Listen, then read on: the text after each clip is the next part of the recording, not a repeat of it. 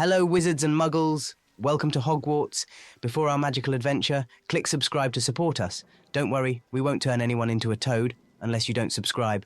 Your subscription is very important to us. And don't forget to leave your your comment below. Your opinion is as important as a lesson with Dumbledore. Now let's get on with the story.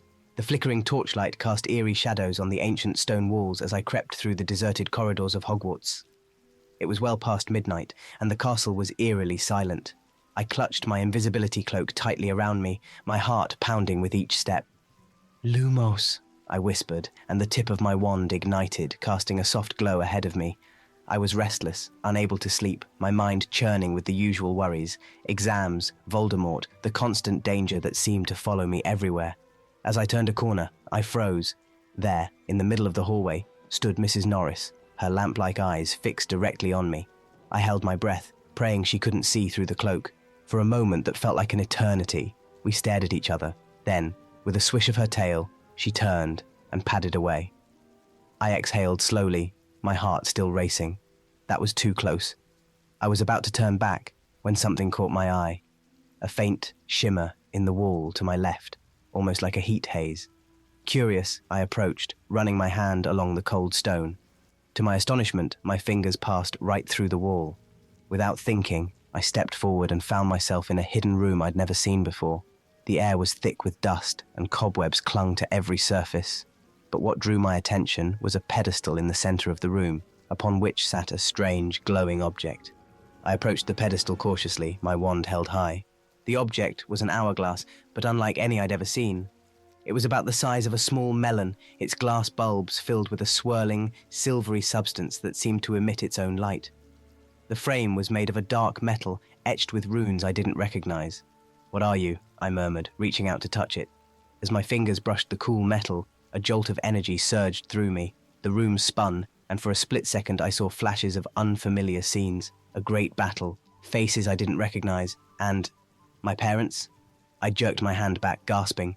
The visions vanished as quickly as they had come, leaving me dizzy and confused. What was this thing? And why did it show me those images? My head was still spinning as I made my way back to the Gryffindor common room. The fat lady in the portrait eyed me suspiciously as I gave the password, but didn't comment on my late-night wandering.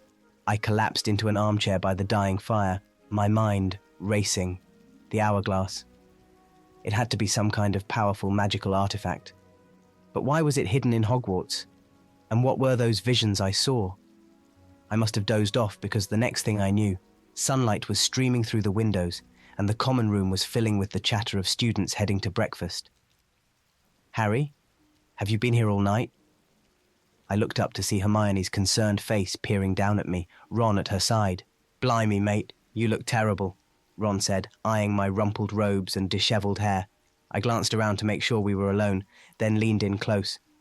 "I need to tell you something," I whispered urgently. "But not here. Meet me by the lake after breakfast." The cool morning air helped clear my head as I paced by the lake's edge, waiting for Ron and Hermione. When they finally arrived, I could barely contain myself. "You won't believe what I found last night," I began, then launched into the story of the hidden room and the mysterious hourglass. Hermione's eyes widened as I described the artifact and the visions it had shown me. "Harry, this sounds incredibly dangerous," she said, her voice laced with concern. "Time magic is extremely volatile. If that hourglass can really show visions of the past or future..." "We need to tell Dumbledore," Ron interrupted, looking uncharacteristically serious. I shook my head vehemently. "No, not yet. We don't know enough about it. What if it's something that could help us against Voldemort?" Hermione bit her lip, clearly torn. "I don't know, Harry. Messing with time, it never ends well." "Just give me a few days to figure it out," I pleaded. "If we can't make sense of it, then we'll go to Dumbledore. Deal?" Ron and Hermione exchanged a look, then nodded reluctantly. The next few days were a blur of classes, homework, and secret research. Every spare moment was spent in the library, poring over books on magical artifacts and time magic. But information was frustratingly scarce. "This is useless," Ron groaned, slamming shut another dusty tome. "There's nothing here about magical hourglasses." Hermione looked up from her own stack of books, her hair frizzier than usual from the stress. "We might need to check the restricted section," she whispered. I nodded, my mind already formulating a plan. "Tonight, then, I'll use the invisibility cloak." As we left the library, I couldn't shake the feeling that we were being watched.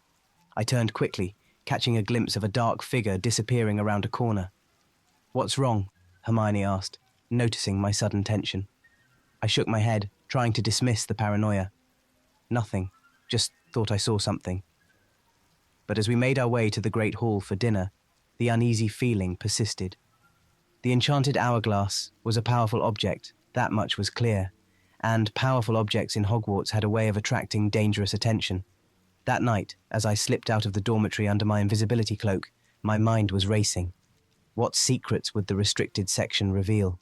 And more importantly, who else might be interested in the hourglass? As I crept through the darkened corridors, every shadow seemed to hide a potential threat. The castle itself seemed to be holding its breath, waiting for the next move in a game I didn't fully understand.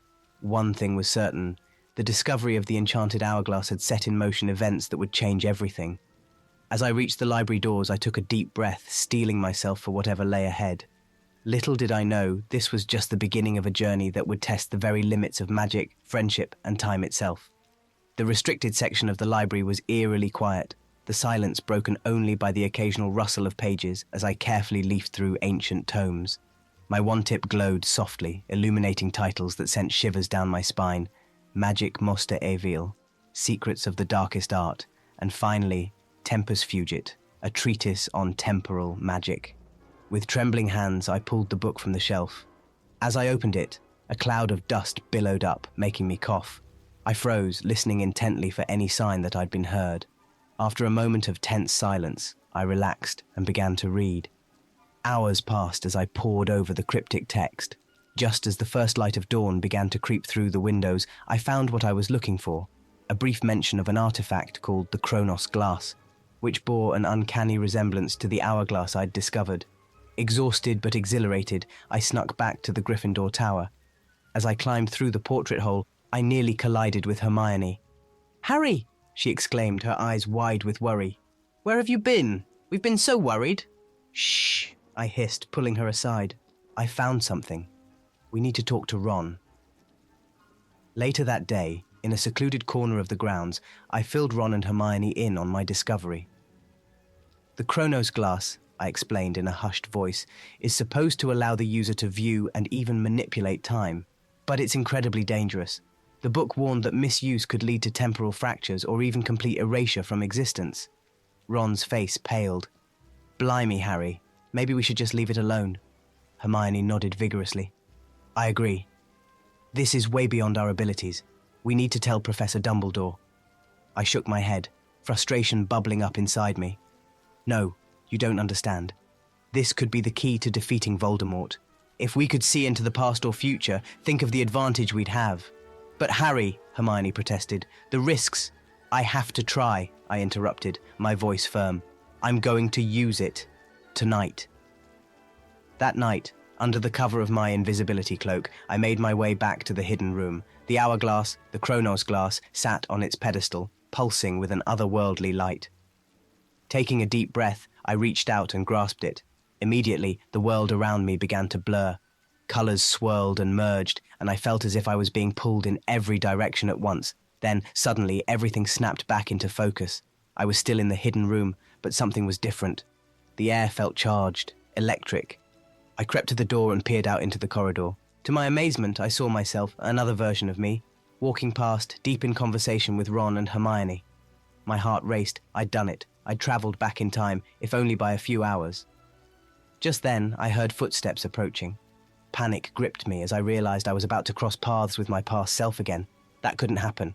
It could create a paradox, with disastrous consequences. In a moment of desperation, I clutched the Chronos Glass and concentrated hard on the present. The world spun again, and I found myself back where I'd started, gasping for breath. The next morning, I could barely contain my excitement as I recounted my experience to Ron and Hermione over breakfast. "It worked," I whispered eagerly. "I actually went back in time." Hermione looked horrified. "Harry, do you have any idea how dangerous that was? You could have caused irreparable damage to the timeline." Ron, however, looked intrigued. "Wicked," he breathed. "Think of all the things we could do with that."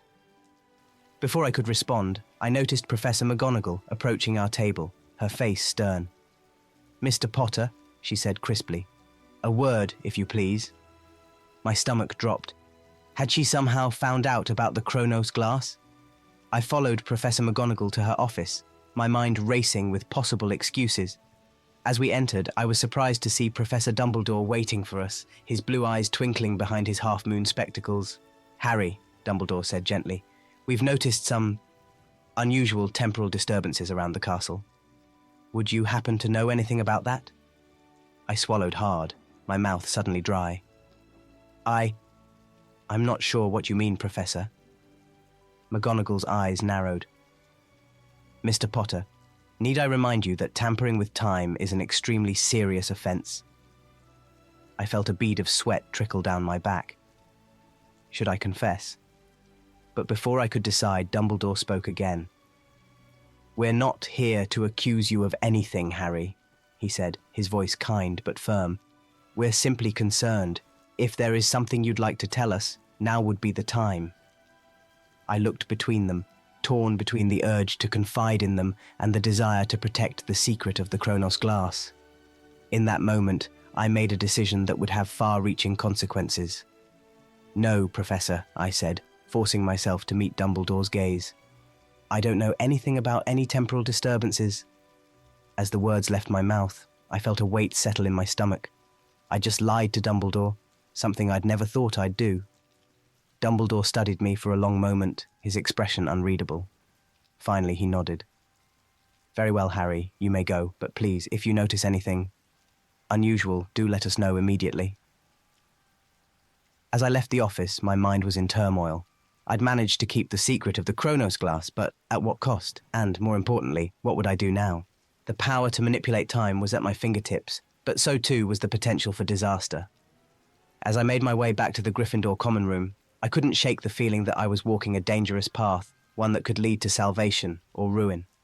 Little did I know, my experiments with the Kronos glass had already set in motion events that would challenge everything I thought I knew about magic, time, and the very fabric of reality itself.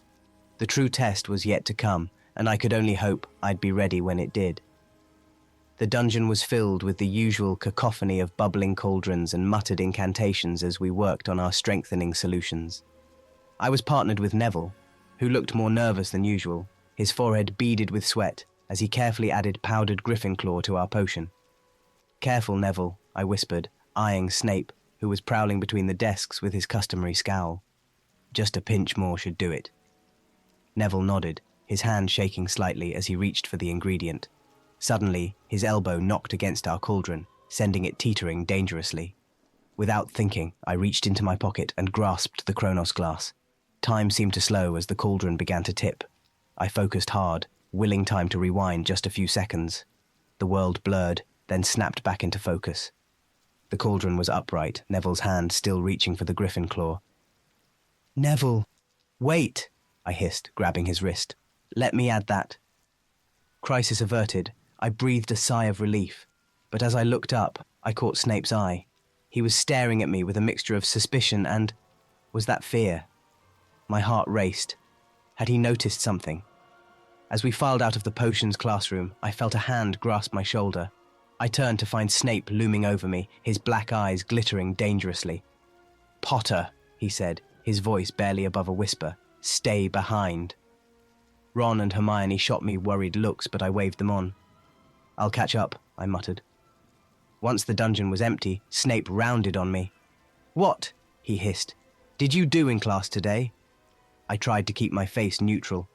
I don't know what you mean, Professor. Snape's lip curled. Don't play dumb, Potter. I saw... something. A disturbance. Explain yourself. My mind raced. How much had he seen? How much should I reveal? I don't know what you're talking about, sir, I stammered. Maybe it was just a trick of the light. Snape's eyes narrowed, but before he could respond, we were interrupted by a commotion in the hallway. Taking advantage of the distraction, I slipped past him and out of the dungeon, my heart pounding. Later that evening, I found myself in an empty classroom, the Kronos glass cradled in my hands. I'd been experimenting with it more and more, making small jumps backward and forward in time. As I prepared to make another jump, I heard voices outside the door. Curious, I crept closer to listen. Dangerous artifact, a voice that sounded like Professor McGonagall's was saying. if it falls into the wrong hands. Indeed, came Dumbledore's grave reply. The consequences could be catastrophic. We must find it before it's too late. My blood ran cold. Were they talking about the Chronos glass? How did they know about it? In my shock, I lost my grip on the hourglass. It slipped from my fingers, falling towards the stone floor. No! I gasped, lunging to catch it. As my fingers closed around the cool metal, I felt the familiar pull of time magic. But something was wrong. The sensation was stronger, more violent than before. The world spun wildly around me, a kaleidoscope of colors and shapes. When it finally stopped, I found myself not in the classroom, but in the middle of the forbidden forest. And I wasn't alone. Well, well, drawled a familiar voice. What have we here? I spun around to find Draco Malfoy leaning against a tree, a smirk playing on his pale face. But something was off. He looked older.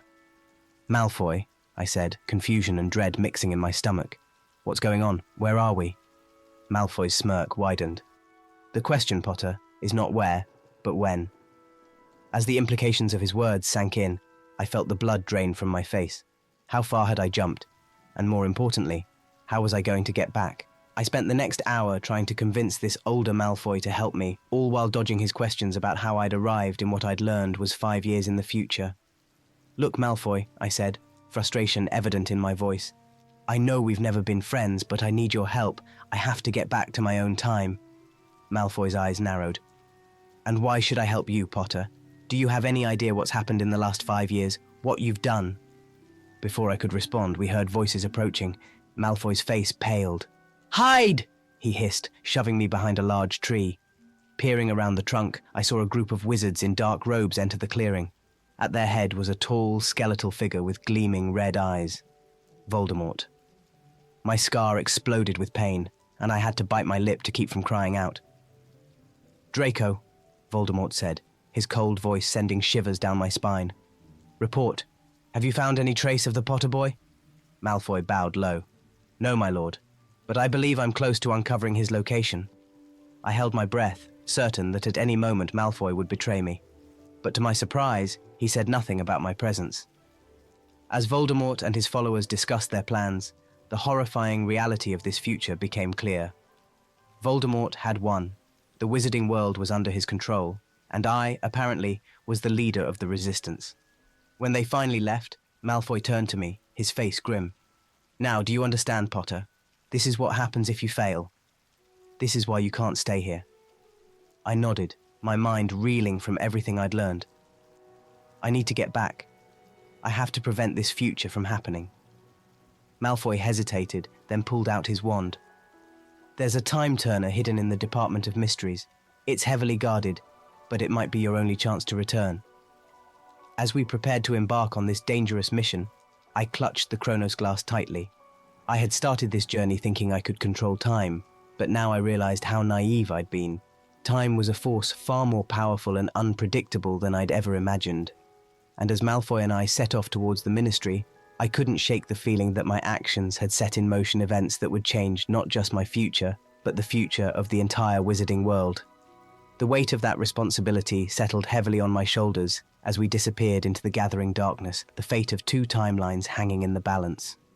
Professor Binns droned on about the Goblin Rebellion of 1612, his ghostly form floating before the chalkboard. Normally I'd be fighting to stay awake, but today my mind was racing, trying to process everything that had happened during my unexpected trip to the future. And in 1752, the Ministry of Magic officially banned all forms of time travel, citing the catastrophic consequences of temporal manipulation, Binns intoned. My head snapped up. Professor, I interrupted, earning surprised looks from my classmates. Why exactly did they ban time travel? Binns blinked, clearly thrown off by the unexpected question. Well, Mr. Potter, there were numerous incidents of wizards attempting to change the past, often with disastrous results. The most notorious case was that of Eloise Mintumble in 1899, who...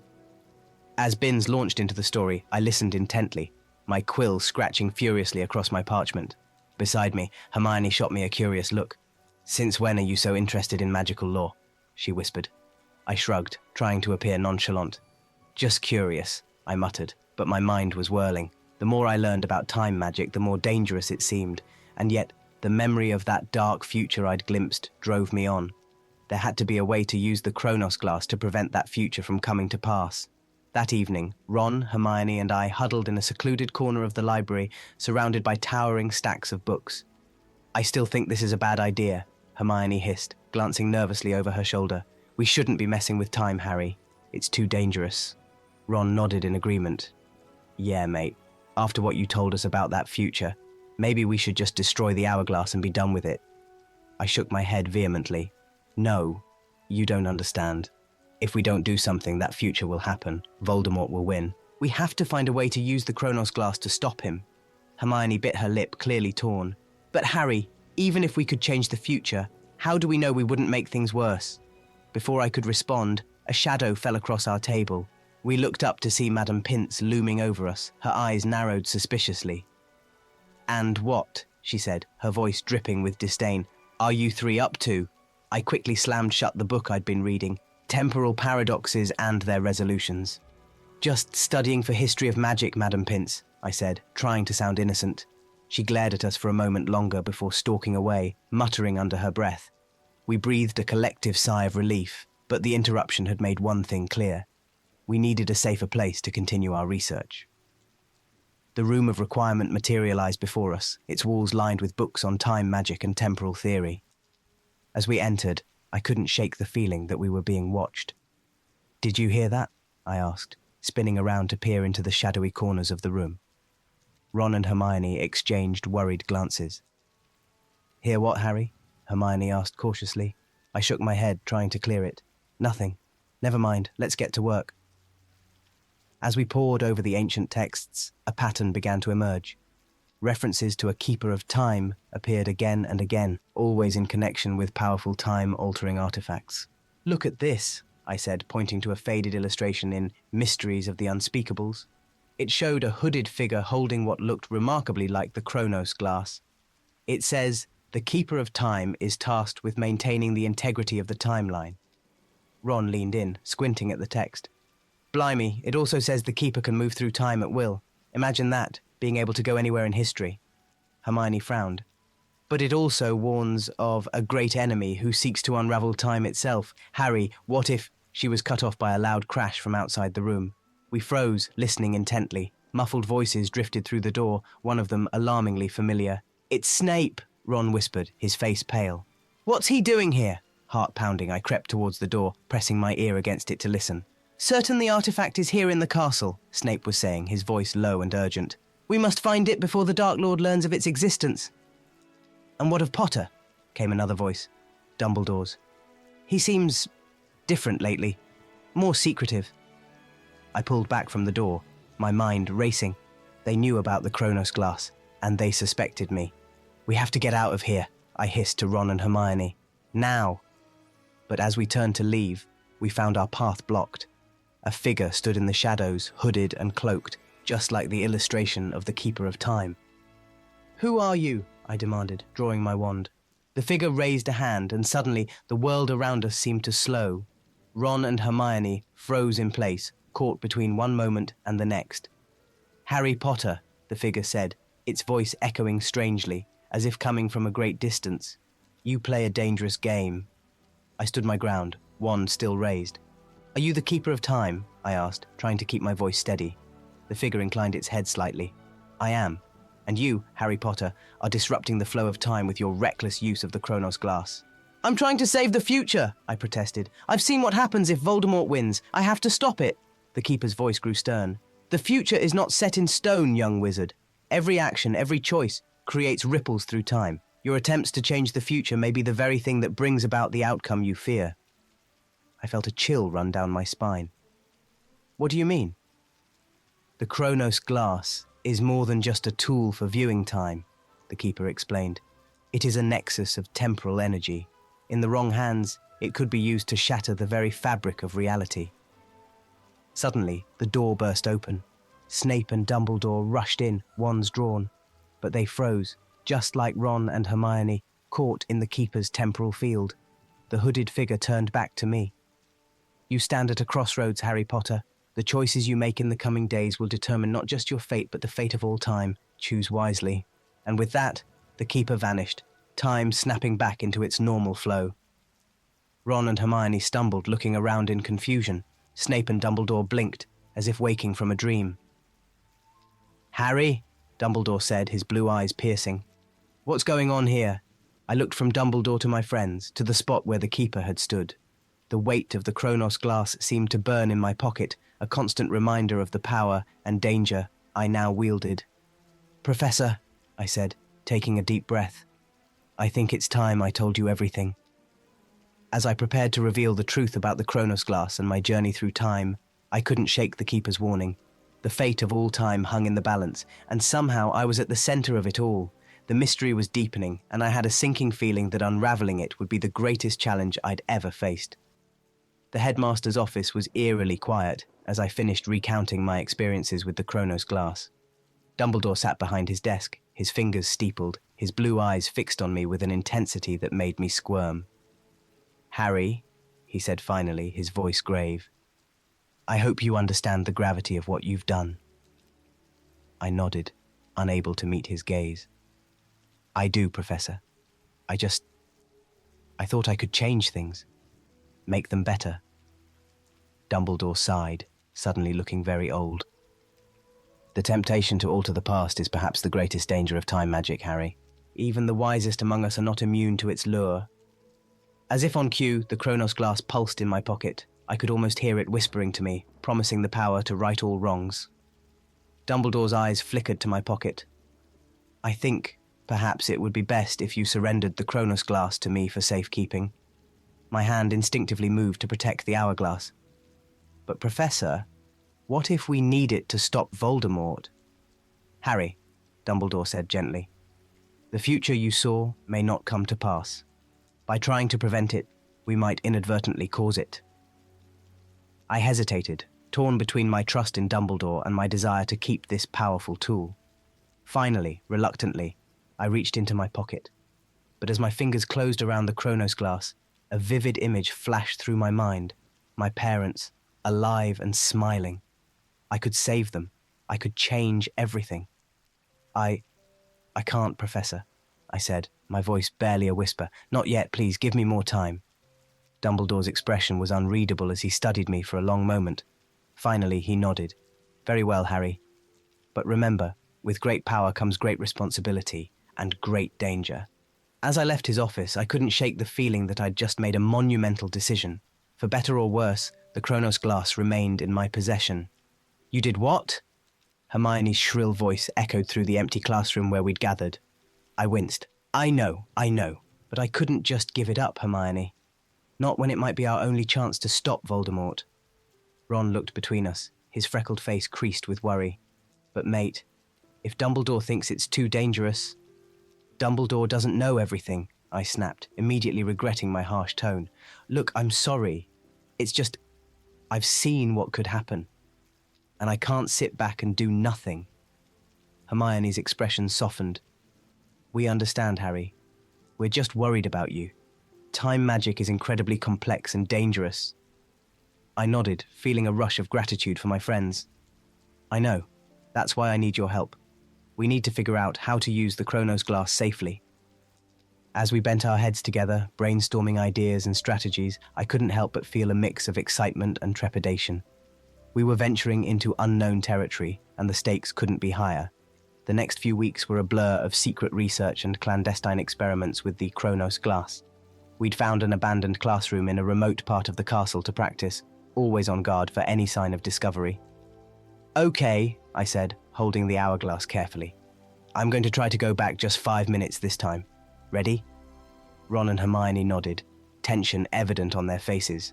I closed my eyes, concentrating hard on the flow of time. The world spun, and when I opened my eyes, I found myself standing in the exact same spot, but Ron and Hermione were gone. I'd done it. Grinning, I made my way to the Great Hall, where I knew my past self and my friends would be having lunch.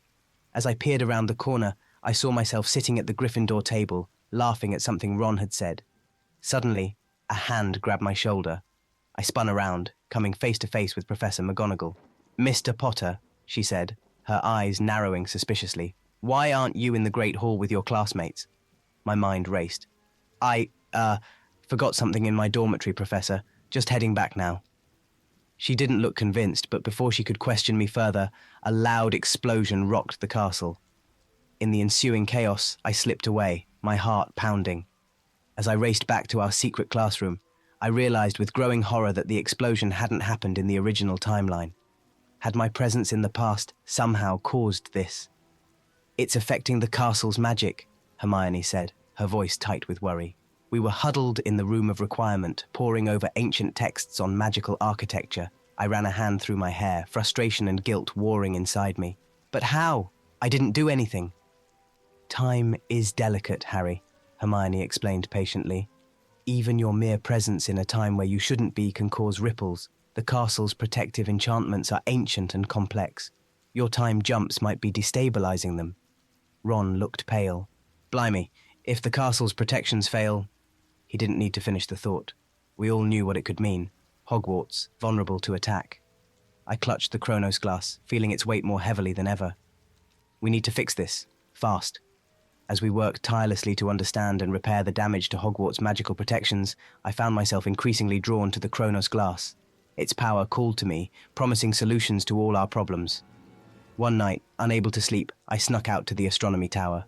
The stars glittered coldly above as I pulled out the hourglass, turning it over in my hands. "I could go back," I whispered to myself. "I could stop Voldemort before he ever became powerful. Save my parents. Change everything. And lose everything you are in the process." I whirled around to find Dumbledore standing behind me, his eyes sad but understanding. "Professor, He held up a hand. "I know the temptation you face, Harry, to right the wrongs of the past, to save those we've lost. But at what cost?" I felt tears prick at my eyes. "But if I could save them..." "And what of the friendships you've forged, the strength you've gained through your struggles, the love you've known?" Dumbledore asked gently. "All of that would be lost, Harry. The person you are now would cease to exist." His words hit me like a physical blow. I looked down at the Chronos glass, seeing it for what it truly was. Not just a tool, but a test. A test of my character, my resolve, my very identity. "I don't know if I'm strong enough to resist, Professor," I admitted, my voice barely audible. Dumbledore placed a comforting hand on my shoulder. "The fact that you recognize the danger, Harry, shows that you are stronger than you know. Growth often comes from resisting our greatest temptations." As we stood there under the vast star-strewn sky, I felt something shift inside me. The allure of the Chronos glass dimmed, replaced by a new determination. I may not be able to change the past, but I could shape the future. "What do we do now, Professor?" I asked, feeling both lighter and more grounded than I had in weeks. Dumbledore's eyes twinkled. "Now, Harry, we face the future together, and we do so not by running from our past, but by learning from it." As we made our way back into the castle, I realized that this journey with the Chronos glass had taught me more about myself than any trip through time ever could. The real growth, the real power, lay not in changing the past, but in choosing how to move forward. The challenges ahead were daunting, but for the first time in a long while, I felt ready to face them. Not as the master of time, but as Harry Potter, with all my strengths and weaknesses, surrounded by friends and armed with the wisdom of experience. The future, uncertain as it was, awaited. The bustling streets of Muggle London blurred around me as I raced down the sidewalk, my heart pounding in my chest. Something was wrong, terribly wrong. The air seemed to shimmer and warp like heat waves rising from hot pavement, but it was a cool autumn day. "Harry, wait up!" Hermione called from behind me, her voice tinged with panic. I skidded to a stop, watching in horror as a red telephone box suddenly vanished, only to reappear moments later looking decades older, its paint peeling and windows cracked. "What's happening?" Ron gasped as he caught up to us, his eyes wide with disbelief. I pulled the Chronos glass from my pocket, its surface pulsing with an ominous light. "It's the temporal disturbances," I said grimly. "They're affecting the Muggle world now." A woman nearby screamed as her modern smartphone transformed into a bulky, antiquated mobile phone in her hand. Panic was spreading through the crowd as more anomalies appeared. "We have to do something," Hermione urged, her eyes darting around nervously. "If this continues, the statute of secrecy will be shattered." I nodded, my mind racing. "We need to contain this fast. But how?" Back at Hogwarts, We huddled in the room of requirement, surrounded by books on temporal magic and muggle technology. It's getting worse, I said, pacing back and forth. The barriers between magical and muggle worlds are breaking down. Hermione looked up from an ancient tome, her face pale. Harry, I think I know why. The Chronos glass isn't just affecting time, it's merging different timelines. That's why we're seeing objects from different eras appearing. Ron frowned, scratching his head. But why is it happening in the muggle world? Shouldn't it be contained to magical areas? Before Hermione could answer, a silvery Patronus in the shape of a phoenix burst into the room. Dumbledore's voice echoed around us. Harry, come to my office immediately. Bring Mr. Weasley and Miss Granger. We exchanged worried glances. As we hurried through the castle corridors, I couldn't shake the feeling that things were about to get much, much worse. Dumbledore's office was a hive of activity. Ministry officials bustled about, their faces grim. In the center of it all stood a tall, imposing figure I recognized immediately, the mysterious man I'd seen during my time jumps. Ah, Harry, Dumbledore said, his voice grave. I believe you've already met Chronos Tempus. The man turned, his piercing gaze locking onto mine. We meet again, young Potter, though I dare say under less than ideal circumstances. I felt a chill run down my spine. You're the one behind all this. Chronos shook his head, a sad smile playing on his lips. No, Harry. I'm here to prevent it. I am, or rather was, a student at Hogwarts. Many years in your future. Hermione gasped. You're a time traveler. Indeed, Miss Granger, Chronos nodded. I came back to prevent a catastrophe. But it seems my very presence has accelerated the process. I felt anger bubbling up inside me. Why didn't you tell us this before? We could have worked together. Chronos sighed heavily. Time is a delicate thing, Harry. The less you knew, the safer it was. But now we have no choice but to collaborate. As Chronos explained his plan to merge past and present, ostensibly to create a perfect timeline, I felt my blood run cold. The implications were staggering. But that's insane, I burst out. You can't just erase entire timelines. What about all the people, the lives that would be lost? Chronos' eyes flashed. Sometimes sacrifices must be made for the greater good. Those words, so similar to what I'd heard about Grindelwald, sent a shiver down my spine. Dumbledore stepped forward, his voice calm but firm. I'm afraid I cannot allow this, Chronos. The risks are too great. Chronos' face hardened. You don't have a choice, Albus. The process has already begun. The Chronos glass is the key. It's been absorbing temporal energy, preparing for the final merge. I felt the weight of the hourglass in my pocket, suddenly understanding its true purpose. And what happens if we destroy it? Chronos' laugh was cold. Then you doom both timelines to collapse. The glass is the only thing holding the fractures at bay now. As the implications sank in, I realized we were trapped. Use the glass, and we risk erasing our entire reality. Destroy it, and we face total temporal collapse. The next few days were a blur of frantic research and containment efforts. Temporal anomalies were popping up with increasing frequency, not just in London, but all over the world. As we worked to stabilize a particularly nasty fracture near Hogsmeade, I couldn't shake the feeling that we were fighting a losing battle. Harry, look out! Ron's shout came just in time. I dove to the side as a massive, prehistoric-looking bird burst through the shimmering tear in reality, its razor-sharp beak snapping at where I'd been standing moments before. Stupefy! Hermione's spell hit the creature, sending it crashing to the ground. As we worked to contain and relocate the displaced animal, I caught sight of Chronos watching from a distance, his expression unreadable. We can't keep this up forever, I said, wiping sweat from my brow. There has to be another way. Hermione nodded, her face set with determination. We'll find it, Harry. We have to. But as I looked at the chaos around us, the shimmering fractures in the air, the confused and frightened faces of both magical folk and muggles, I couldn't help but wonder if we were already too late.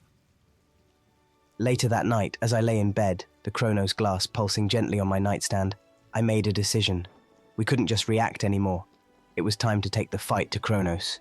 Tomorrow, I whispered to myself, we find out what he's really up to, and we stop him, no matter the cost. As I drifted off to sleep, my dreams were filled with swirling vortexes of time and the echoing laughter of Chronos Tempus. The threat was rising, and I knew that soon, very soon, we would face our greatest challenge yet. The fate of not just our world, but all of time itself hung in the balance. And somehow, I was at the center of it all. The dungeon corridor felt colder than usual as I stood outside Snape's office, my hand poised to knock. Every instinct screamed at me to turn back, but desperation drove me forward.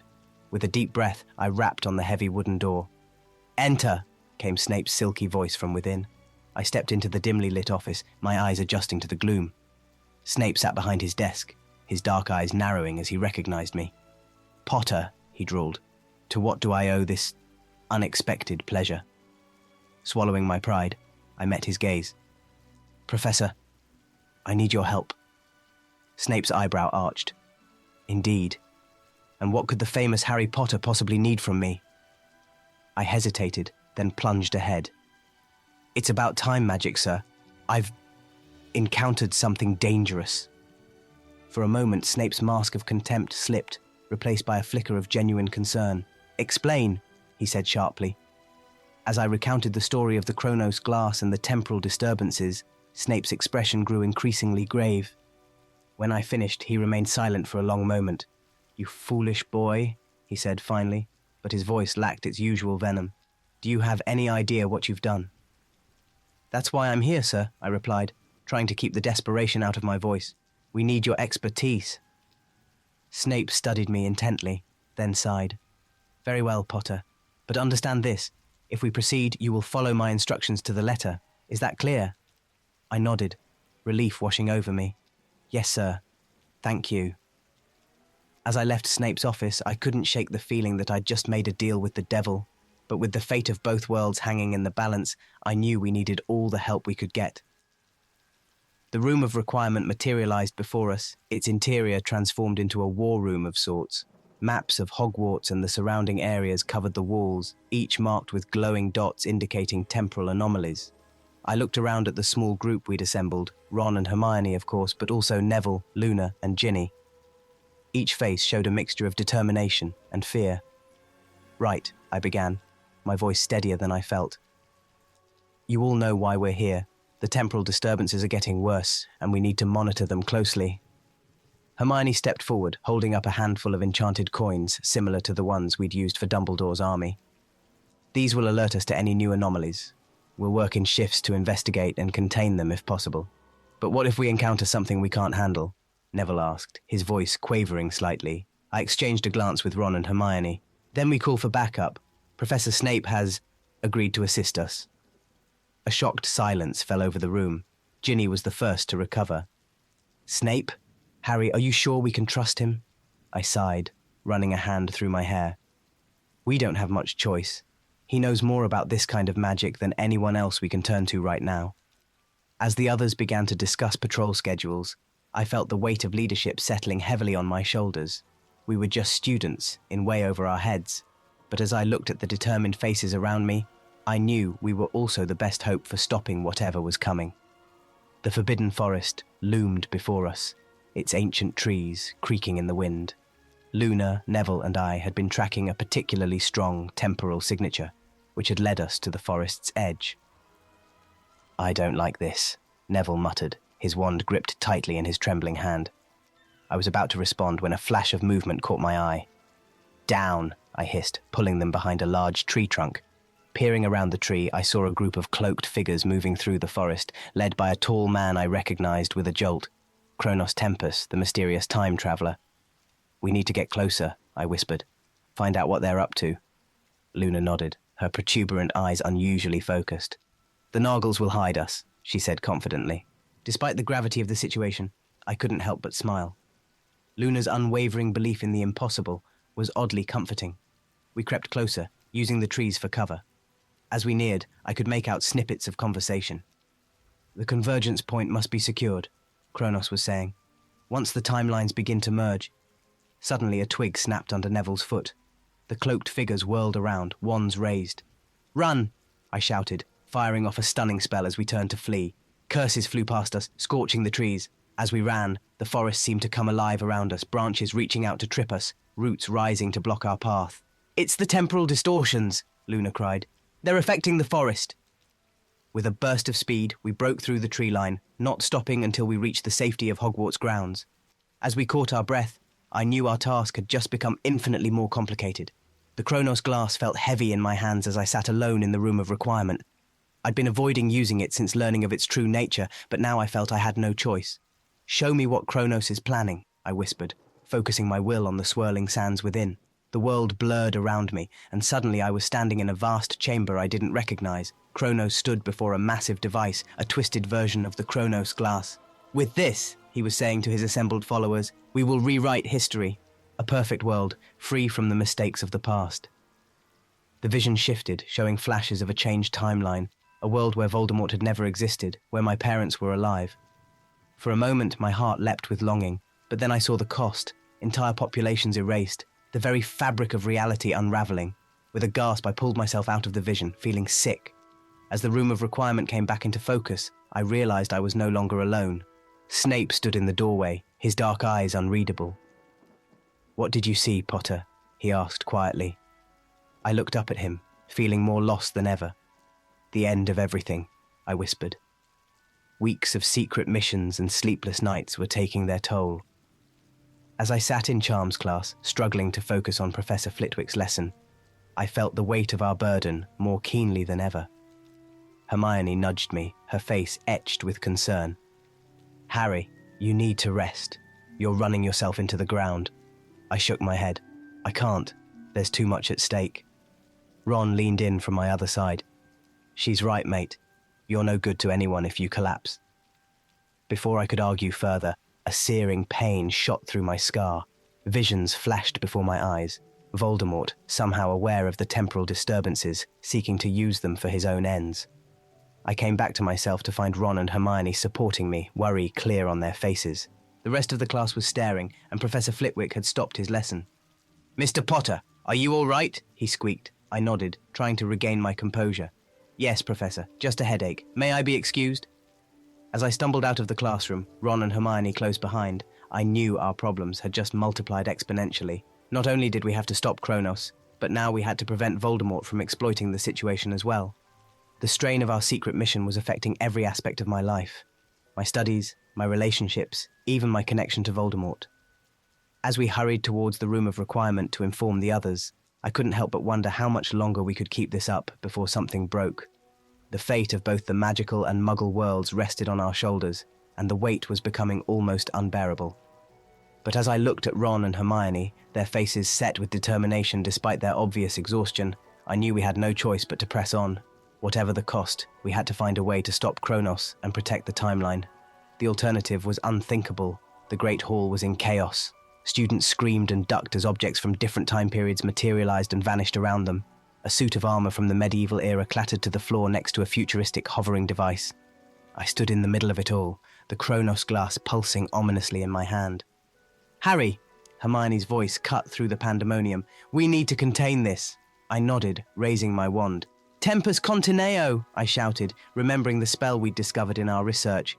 A shimmering bubble expanded from my wand tip, enveloping the Great Hall. The temporal shifts slowed, then stopped within the bubble's confines. Professor McGonagall rushed towards us, her face pale. "Potter, Granger, Weasley, my office now!" As we followed her out, I caught a glimpse of Malfoy's face in the crowd. His expression was a mix of fear and... was that guilt? "We have no choice," I said, pacing McGonagall's office. "We need to go to the Nexus." Ron's face paled. "The Nexus? But that place is just a legend, isn't it?" Hermione shook her head. "No, it's real. It's a convergence point of temporal energy. If we can stabilize it, we might be able to stop these fractures from spreading." McGonagall looked between us, her expression grave. "And how, pray tell, do you know about the Nexus?" I hesitated, then pulled out the Chronos glass. "Because of this, Professor. We've been trying to contain its power, but it's growing beyond our control." Her eyes widened in recognition. "The Chronos glass," Albus suspected. "But how did you—" A violent tremor shook the castle, cutting her off. Outside the window, we could see the Whomping Willow flickering between seasons, its branches bare one moment and full of leaves the next. "We don't have time to explain everything," I said urgently. "Professor, please, we need your help to reach the Nexus." After a moment of tense silence, McGonagall nodded. "Very well, Potter, but understand this. The Nexus is incredibly dangerous. One wrong move could erase you from existence itself. The journey to the Nexus was perilous. We traveled through secret passages beneath Hogwarts, dodging temporal shifts and battling creatures displaced from other times. As we descended deeper, I felt a pull from the Chronos glass, growing stronger with each step. Finally, we emerged into a vast cavern. In its center floated a swirling vortex of energy, pulsing with every color imaginable. The Nexus, Hermione breathed in awe. As we approached, I felt a familiar presence. Turning, I saw a shimmering image of my parents smiling at me. "Mum, Dad," I whispered, my heart aching. "Harry, no!" Hermione grabbed my arm. "It's not real. The Nexus is showing you what you most desire." I tore my gaze away, fighting back tears. "Right, focus. We need to stabilize it." But as we prepared our spell, a cold laugh echoed through the cavern. Kronos stepped out of the shadows, his eyes gleaming with malice. "Thank you for leading me here, Harry Potter," he sneered. "Now, the power of the Nexus will be mine." The battle that ensued was like nothing I'd ever experienced. Spells collided with bursts of temporal energy, creating mind-bending effects. At one point, I found myself dueling a younger version of Kronos while simultaneously shielding Ron from a future version of himself. "Harry!" Hermione called out, her voice strained. "The Kronos glass! Use it to counter his power!" I pulled out the hourglass, its surface now crackling with energy. As I raised it, Kronos' eyes widened in fear. "No!" he shouted, lunging towards me. But it was too late. I channeled my magic through the Kronos glass, feeling time itself bend to my will. The Nexus pulsed, and suddenly everything froze. In that moment of stillness, I saw multiple timelines stretching out before me. In one, I saw a world where Voldemort had been defeated years ago. In another, a dystopian future where he reigned supreme. And then I saw Neville, trapped in a temporal eddy, slowly fading from existence. "Choose, Harry Potter," Kronos' voice echoed around me. "Save your friend or stop me. You can't do both." I looked between Neville and Kronos, my mind racing. The timelines were collapsing, merging into one another. I had mere seconds to decide. "Harry," Neville's fading voice reached me. "Do what you have to do. Save everyone." Tears stung my eyes as I made my choice. With a heavy heart, I directed the power of the Kronos glass towards Kronos, trapping him in a temporal prison. "No!" he screamed as he was pulled into the Nexus. "You fool! You've doomed us all!" As Kronos vanished, the cavern began to collapse around us. The Kronos glass in my hand grew hot, then shattered, its pieces scattering into the swirling vortex. "We need to get out of here!" Ron yelled over the deafening roar of collapsing timelines. We ran, temporal fractures closing behind us with each step. As we reached the exit, I turned back one last time, catching a final glimpse of Neville's fading form. "I'm sorry," I whispered, before diving through the closing portal. We emerged back in Hogwarts, the castle eerily quiet after the chaos we'd just experienced. As the adrenaline faded, the weight of what had just happened crashed down on me. "Neville," Hermione said softly, tears in her eyes. "He's gone?" I nodded, unable to speak past the lump in my throat. The victory felt hollow, tainted by the loss of our friend. As we made our way back to McGonagall's office to report what had happened, I couldn't shake the image of those alternate timelines I'd seen. We'd stopped Kronos, but at what cost? And what consequences would our actions have on the future? The Kronos glass was gone, its power dispersed. But I knew our journey was far from over. The ripples of our choices would be felt for years to come, and I could only hope we'd made the right decisions. As we entered McGonagall's office, her face told me she already knew something was terribly wrong. Taking a deep breath, I prepared to recount our harrowing experience, knowing that the hardest part was yet to come, living with the consequences of our actions in this race against time. The Great Hall was in chaos. Students screamed as objects from different eras materialized and vanished around them. A suit of armor from the medieval period clattered to the floor next to a futuristic hovering device. In the midst of it all, I stood with the Kronos glass pulsing ominously in my hand. "Harry!" Hermione's voice cut through the pandemonium. "We need to contain this!" I nodded, raising my wand. "Tempus Contineo!" I shouted, remembering the spell we'd discovered in our research. A shimmering bubble expanded from my wand tip, enveloping the Great Hall. The temporal shifts slowed, then stopped within the bubble's confines. Professor McGonagall rushed towards us, her face pale. "Potter, what in Merlin's name is going on?" I took a deep breath, knowing it was time to come clean. Professor, I can explain. But first, we need to gather everyone who can help. The situation is worse than you know. Minutes later, we were in Dumbledore's office. The headmaster's usually twinkling eyes were grave as he listened to my explanation. Ron and Hermione stood by my side while McGonagall, Snape, and a few other trusted professors gathered around. So you see, I concluded, the temporal merging is accelerating. If we don't stop it soon, past and present will collide, potentially destroying both. Dumbledore stroked his beard thoughtfully. And this Kronos, he believes this merger will create a perfect timeline. I nodded. But he's wrong. It'll just destroy everything. We need a plan, Snape interjected, his dark eyes fixed on the Kronos glass in my hand. Hermione stepped forward. I think I might have one, but it's risky. As she outlined her idea, I felt a mix of hope and dread. It could work, but the danger was immense. It's our only choice, I said finally. We have to try. The next few hours were a blur of preparation. As we worked, I pulled Ron and Hermione aside. Listen, I said, my voice low. If this goes wrong, if I don't make it back...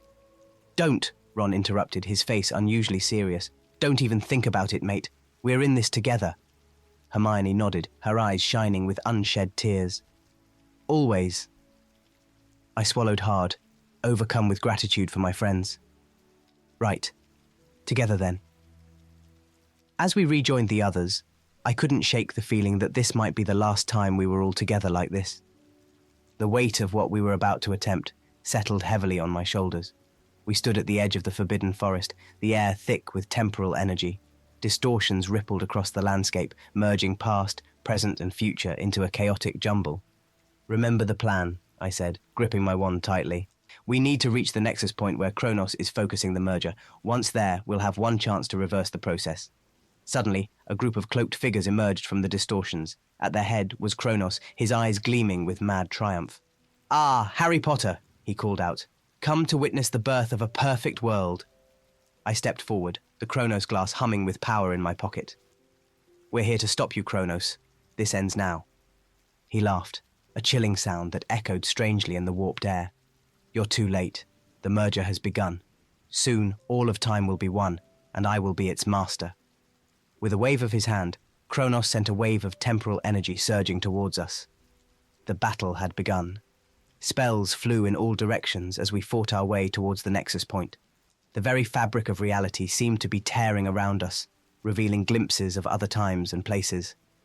I ducked under a curse, retaliating with a stunning spell that sent one of Kronos' followers flying.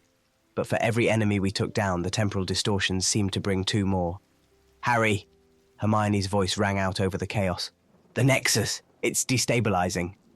I looked up to see a swirling vortex of energy at the center of the clearing, growing larger by the second. Kronos stood before it, arms raised in triumph. Now, he cried, the moment of unification is at hand. I knew what I had to do. With a last glance at my friends, I sprinted towards the vortex, dodging spells and leaping over temporal rifts. Harry, no! Ron shouted, but his voice seemed to come from far away. As I neared Kronos, time seemed to slow. I saw Neville, trapped in a temporal eddy, slowly fading from existence. Ginny, locked in combat with a figure that flickered between past and future versions of herself. And Dumbledore, his power magnificent but waning against the tide of temporal chaos. In that moment, I realized the true cost of our actions. The power to change time came with a terrible price, and someone had to pay it. Kronos! I called out, pulling the Kronos glass from my pocket. It was glowing with an intensity that hurt to look at. This ends now. He turned, his eyes widening as he saw what I held. No, you don't know what you're doing. But I did. With every ounce of will I possessed, I focused on the Kronos glass, on all the temporal energy it had absorbed. I thought of my friends, of Hogwarts, of the world we were fighting to save. Tempus reversum, I shouted, pouring every bit of magic I had into the spell. The Kronos glass shattered in my hand, releasing a blinding surge of energy. I felt myself being pulled into the vortex, Kronos' scream of rage fading as the world dissolved around me. As I fell through time and space, images flashed before my eyes, my parents, alive and happy, a world where Voldemort had never risen to power, countless possible futures, some bright, some dark. I realized then that this was the true nature of time, not a single fixed line, but an infinite web of possibilities. And in trying to control it, we had nearly destroyed it all. As consciousness began to fade, I had one last, desperate thought. Let it be enough. Let them be safe. Then darkness took me, and I knew no more. The fate of time itself hung in the balance, and I could only hope that my sacrifice would be enough to set things right.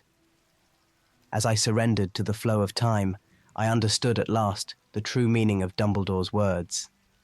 It is our choices that show what we truly are, far more than our abilities. In choosing to let go, to trust in the natural flow of time rather than trying to control it, I had made my final and perhaps most important choice. The consequences of that choice would ripple through time itself, shaping the future in ways I could never have imagined. The world around us was chaos. Temporal rifts tore through the air, revealing glimpses of past and future. Hogwarts itself seemed to be flickering in and out of existence, its walls shifting between ancient stone and crumbling ruins. Kronos stood before the largest rift, his arms raised in triumph. "At last," he cried, "the merging of all timelines is at hand." I gripped the Kronos glass tightly, its surface burning hot against my palm. This was it, the moment everything had been leading to. "Harry!" Hermione called out, her voice strained as she deflected a curse from one of Kronos' followers. "Whatever you're going to do it now." I nodded, steeling myself. With a deep breath, I stepped forward. "Kronos," I shouted. "This ends now." He turned, his eyes gleaming with madness. "Ah, Harry Potter, come to witness the birth of a perfect world?" "There's no such thing as a perfect world," I retorted, "especially not one built on the destruction of time itself." Kronos laughed, a chilling sound that echoed unnaturally in the fractured space around us. "You understand nothing, boy. With the power of the Kronos glass, I will reshape reality itself." I raised my wand, the Kronos glass pulsing in my other hand. "Then I guess we'll have to do this the hard way." The duel that ensued was like nothing I'd ever experienced. Spells collided with bursts of temporal energy, creating mind-bending effects. At one point, I found myself battling a younger version of Kronos while simultaneously shielding myself from attacks by his future self. "You can't win, Potter," Kronos taunted, his voice seeming to come from everywhere at once. "I control time itself." A curse grazed my shoulder, and I felt a searing pain as my arm briefly aged decades in seconds before snapping back to normal. Gritting my teeth, I focused on the Kronos glass, willing it to respond to me. "That's where you're wrong," I gasped. "Time isn't meant to be controlled. It's meant to be experienced, learned from." As I spoke, I felt the Kronos glass growing warmer, its energy synchronizing with my own magic. Suddenly I understood what I had to do. With a tremendous effort of will, I channeled my magic through the Kronos glass. The world around us froze, caught between one moment and the next. In that instant of stillness, I saw multiple timelines stretching out before me. In one, I saw a world where Voldemort had been defeated years ago. In another, a dystopian future where he reigned supreme. And then, I saw Neville, trapped in a temporal eddy, slowly fading from existence. "Choose, Harry Potter," Kronos' voice echoed around me. "Save your friend, or stop me. You can't do both." I looked between Neville and Kronos, my mind racing. The timelines were collapsing, merging into one another. I had mere seconds to decide. "Harry?" Neville's fading voice reached me. "Do what you have to do. Save everyone." Tears stung my eyes as I made my choice. With a heavy heart, I directed the power of the Kronos glass towards Kronos, trapping him in a temporal prison. "No!" he screamed as he was pulled into the vortex. "You fool! You've doomed us all!" As Kronos vanished, the temporal rifts began to close. The castle stabilized, its walls solidifying into the familiar stone corridors of Hogwarts. But the victory felt hollow. Neville was gone, erased from time itself, and the Kronos glass in my hand was growing hotter, cracks spreading across its surface. "Harry!" Ron called out, rushing towards me with Hermione close behind. "You did it! You stopped him!" I nodded numbly, still staring at the spot where Neville had been. "But at what cost?" I whispered. Hermione's eyes widened as she saw the state of the Kronos glass. "Harry, it's destabilizing. We need to get rid of it, now." I knew she was right. The power of the Kronos glass was too great, too dangerous to keep. With a deep breath, I raised it above my head. Time isn't ours to control, I said, as much to myself as to my friends. It's ours to live. And with that, I brought the Chronos glass down hard against the stone floor. The shattering of the Chronos glass released a shockwave of temporal energy. For a moment, I feared we'd made a terrible mistake. But then, miraculously, the energy began to disperse, flowing back into the natural time stream. As the dust settled, I looked around in amazement. The castle was whole, undamaged, and there, standing among the debris, looking confused but very much alive, was Neville. "Neville!" I cried out, rushing to embrace him. "You're back!" He blinked, bewildered. "Back? Where did I go?" As we filled Neville in on what had happened, I felt a weight lifting from my shoulders. We'd done it. We'd saved time itself. Later, in Dumbledore's office, we recounted the entire adventure. The old wizard listened intently, his blue eyes twinkling with a mixture of pride and concern. "You've faced a challenge few wizards could even comprehend, let alone overcome," Dumbledore said when we'd finished. "But I must ask, Harry, what have you learned from this experience?" I thought for a moment, the memories of all I'd seen and done washing over me. "I've learned that time is precious, Professor," I said slowly. "Every moment, every choice we make shapes our future. But it's not about trying to create a perfect world. It's about making the best of the world we have here and now." Dumbledore nodded, a smile playing at his lips. "A wise conclusion, Harry, and one that I think will serve you well in the challenges that lie ahead." As we left Dumbledore's office, I felt a sense of peace I hadn't experienced in months. The threat of Chronos and the temptation of the Chronos glass were behind us. But more importantly, I'd gained a new perspective on life, time, and the power of choice. "So," Ron said as we walked back to Gryffindor Tower, "what do we do now?" I grinned, throwing an arm around his and Hermione's shoulders. "Now, we live, one day at a time." And as we walked, laughing and talking about nothing in particular, I realized that these simple moments with friends, was what truly mattered. Not the ability to change the past or see the future, but the courage to face whatever each day might bring. The adventure of the Chronos glass had changed me, taught me lessons I'd carry for the rest of my life. And as we entered the common room, greeted by the warm smiles of our fellow Gryffindors, I knew that whatever challenges lay ahead, we'd face them together. Not as masters of time, but as friends, united by the bonds we'd forged through our shared experiences. The future, uncertain as it was, awaited.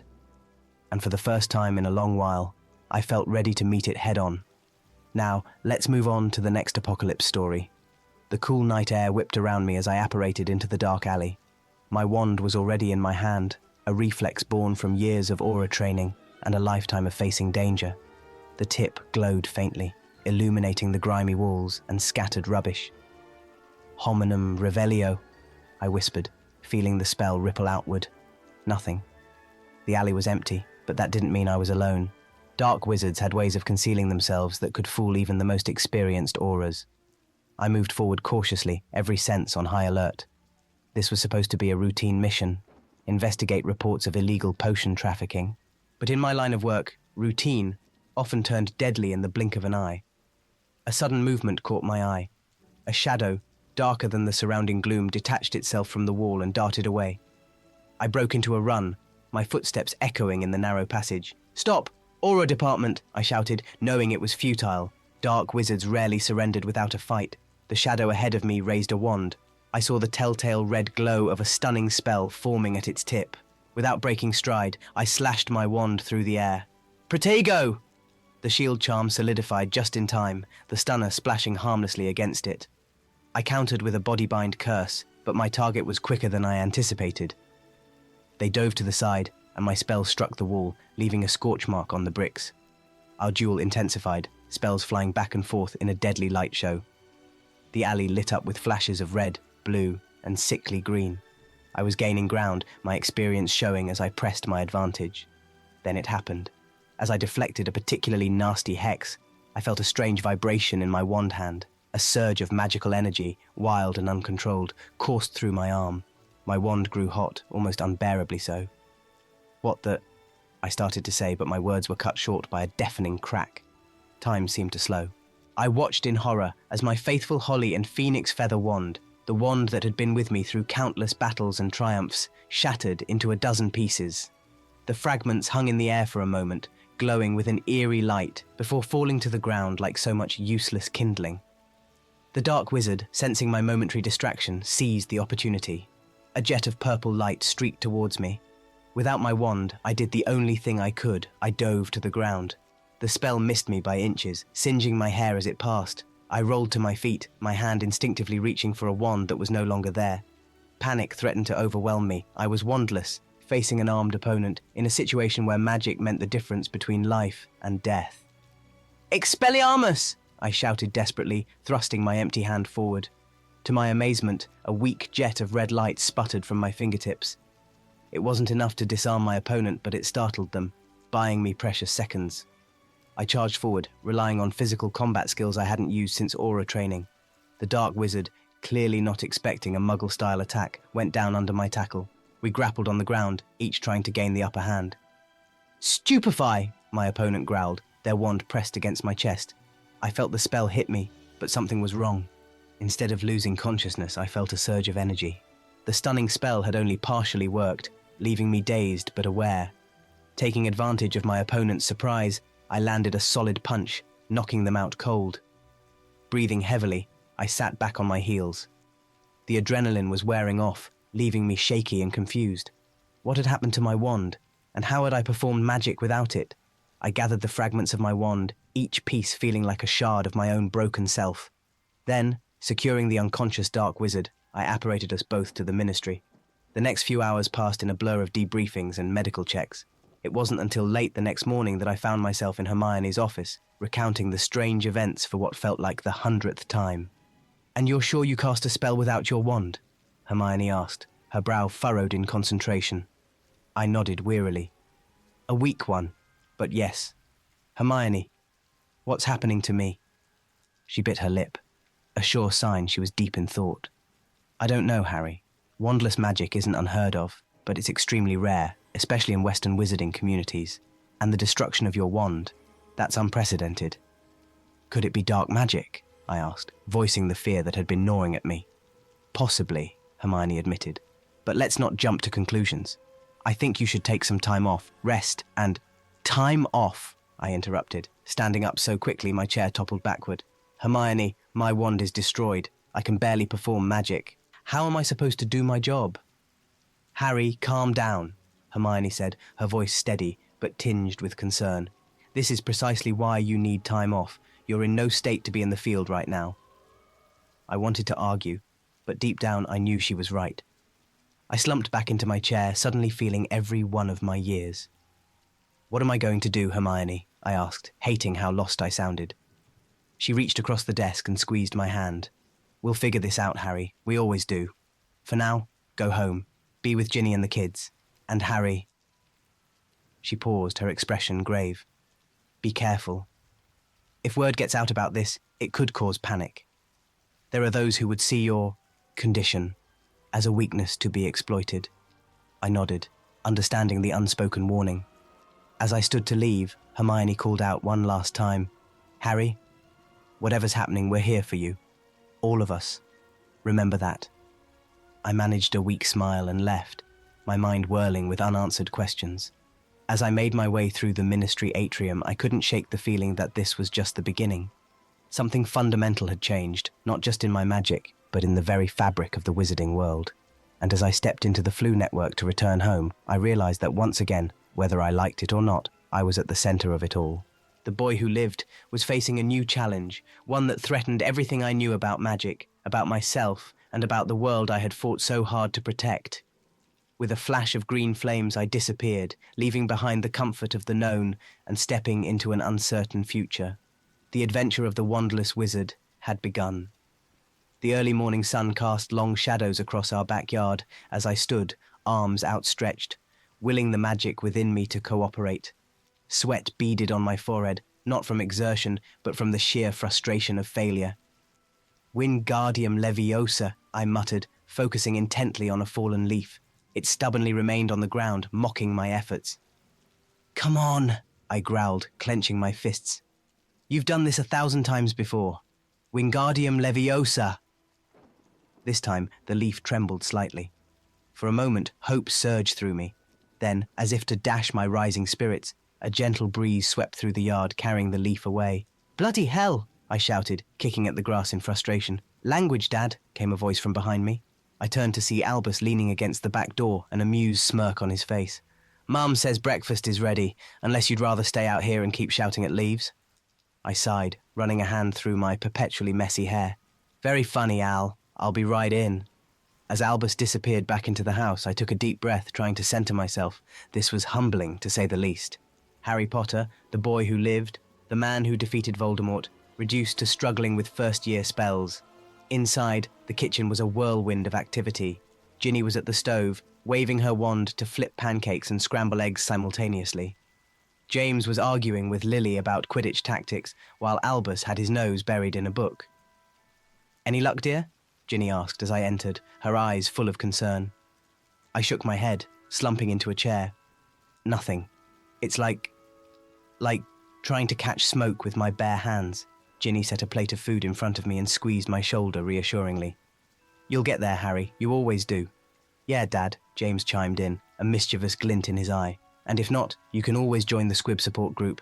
I hear they're very understanding. James! Ginny scolded, but I could see she was fighting back a smile. It's all right, I said, managing a weak chuckle. At least someone's finding this amusing. As we ate, an owl swooped in through the open window, dropping a letter on my plate. I recognized Hermione's neat handwriting immediately. What does Aunt Hermione say? Lily asked, curiosity piqued. I quickly scanned the letter, my brow furrowing. She wants me to come to the ministry. There's been a series of strange magical disturbances across Britain. She thinks it might be related to what happened to me. A tense silence fell over the table. We all knew the implications. If my condition wasn't unique, if it was part of a larger phenomenon, things could get very complicated very quickly. Do you want me to come with you? Ginny asked, her voice low. I shook my head. No, I'll be fine. It's probably nothing.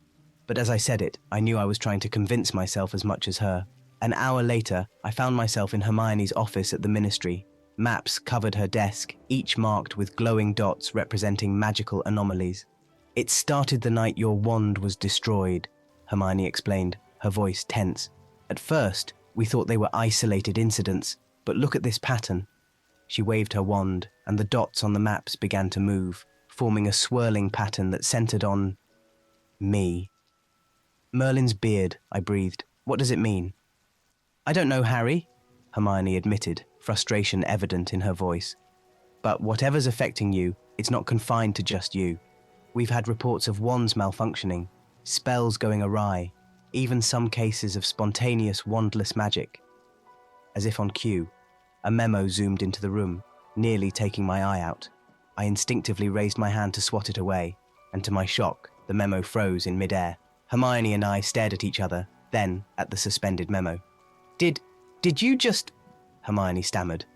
I nodded, hardly believing it myself. Slowly, I lowered my hand, and the memo dropped onto the desk. Well, Hermione said, a hint of her old excitement creeping into her voice.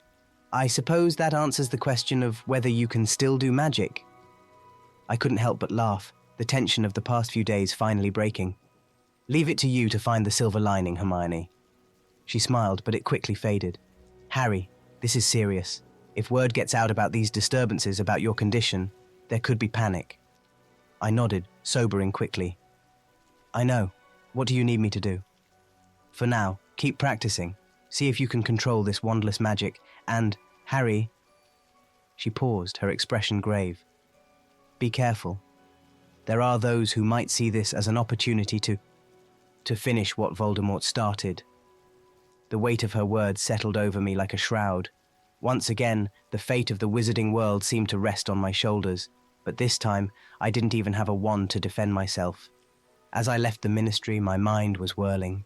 The familiar streets of London seemed alien now, full of potential threats. Every passerby could be an enemy, every shadow a hiding place for those who might wish me harm. Lost in thought, I almost missed the owl that swooped down, dropping a letter at my feet. I picked it up, noting the unfamiliar seal. As I broke it open, my eyes widened in surprise. Dear Mr. Potter, Your presence is requested at the International Symposium on Wandless Magic, to be held in the hidden magical community of Nova Luz, deep in the Amazon rainforest. Recent events have made your participation of utmost importance. Portkey enclosed. Activation phrase, magic knows no bounds. We await your arrival.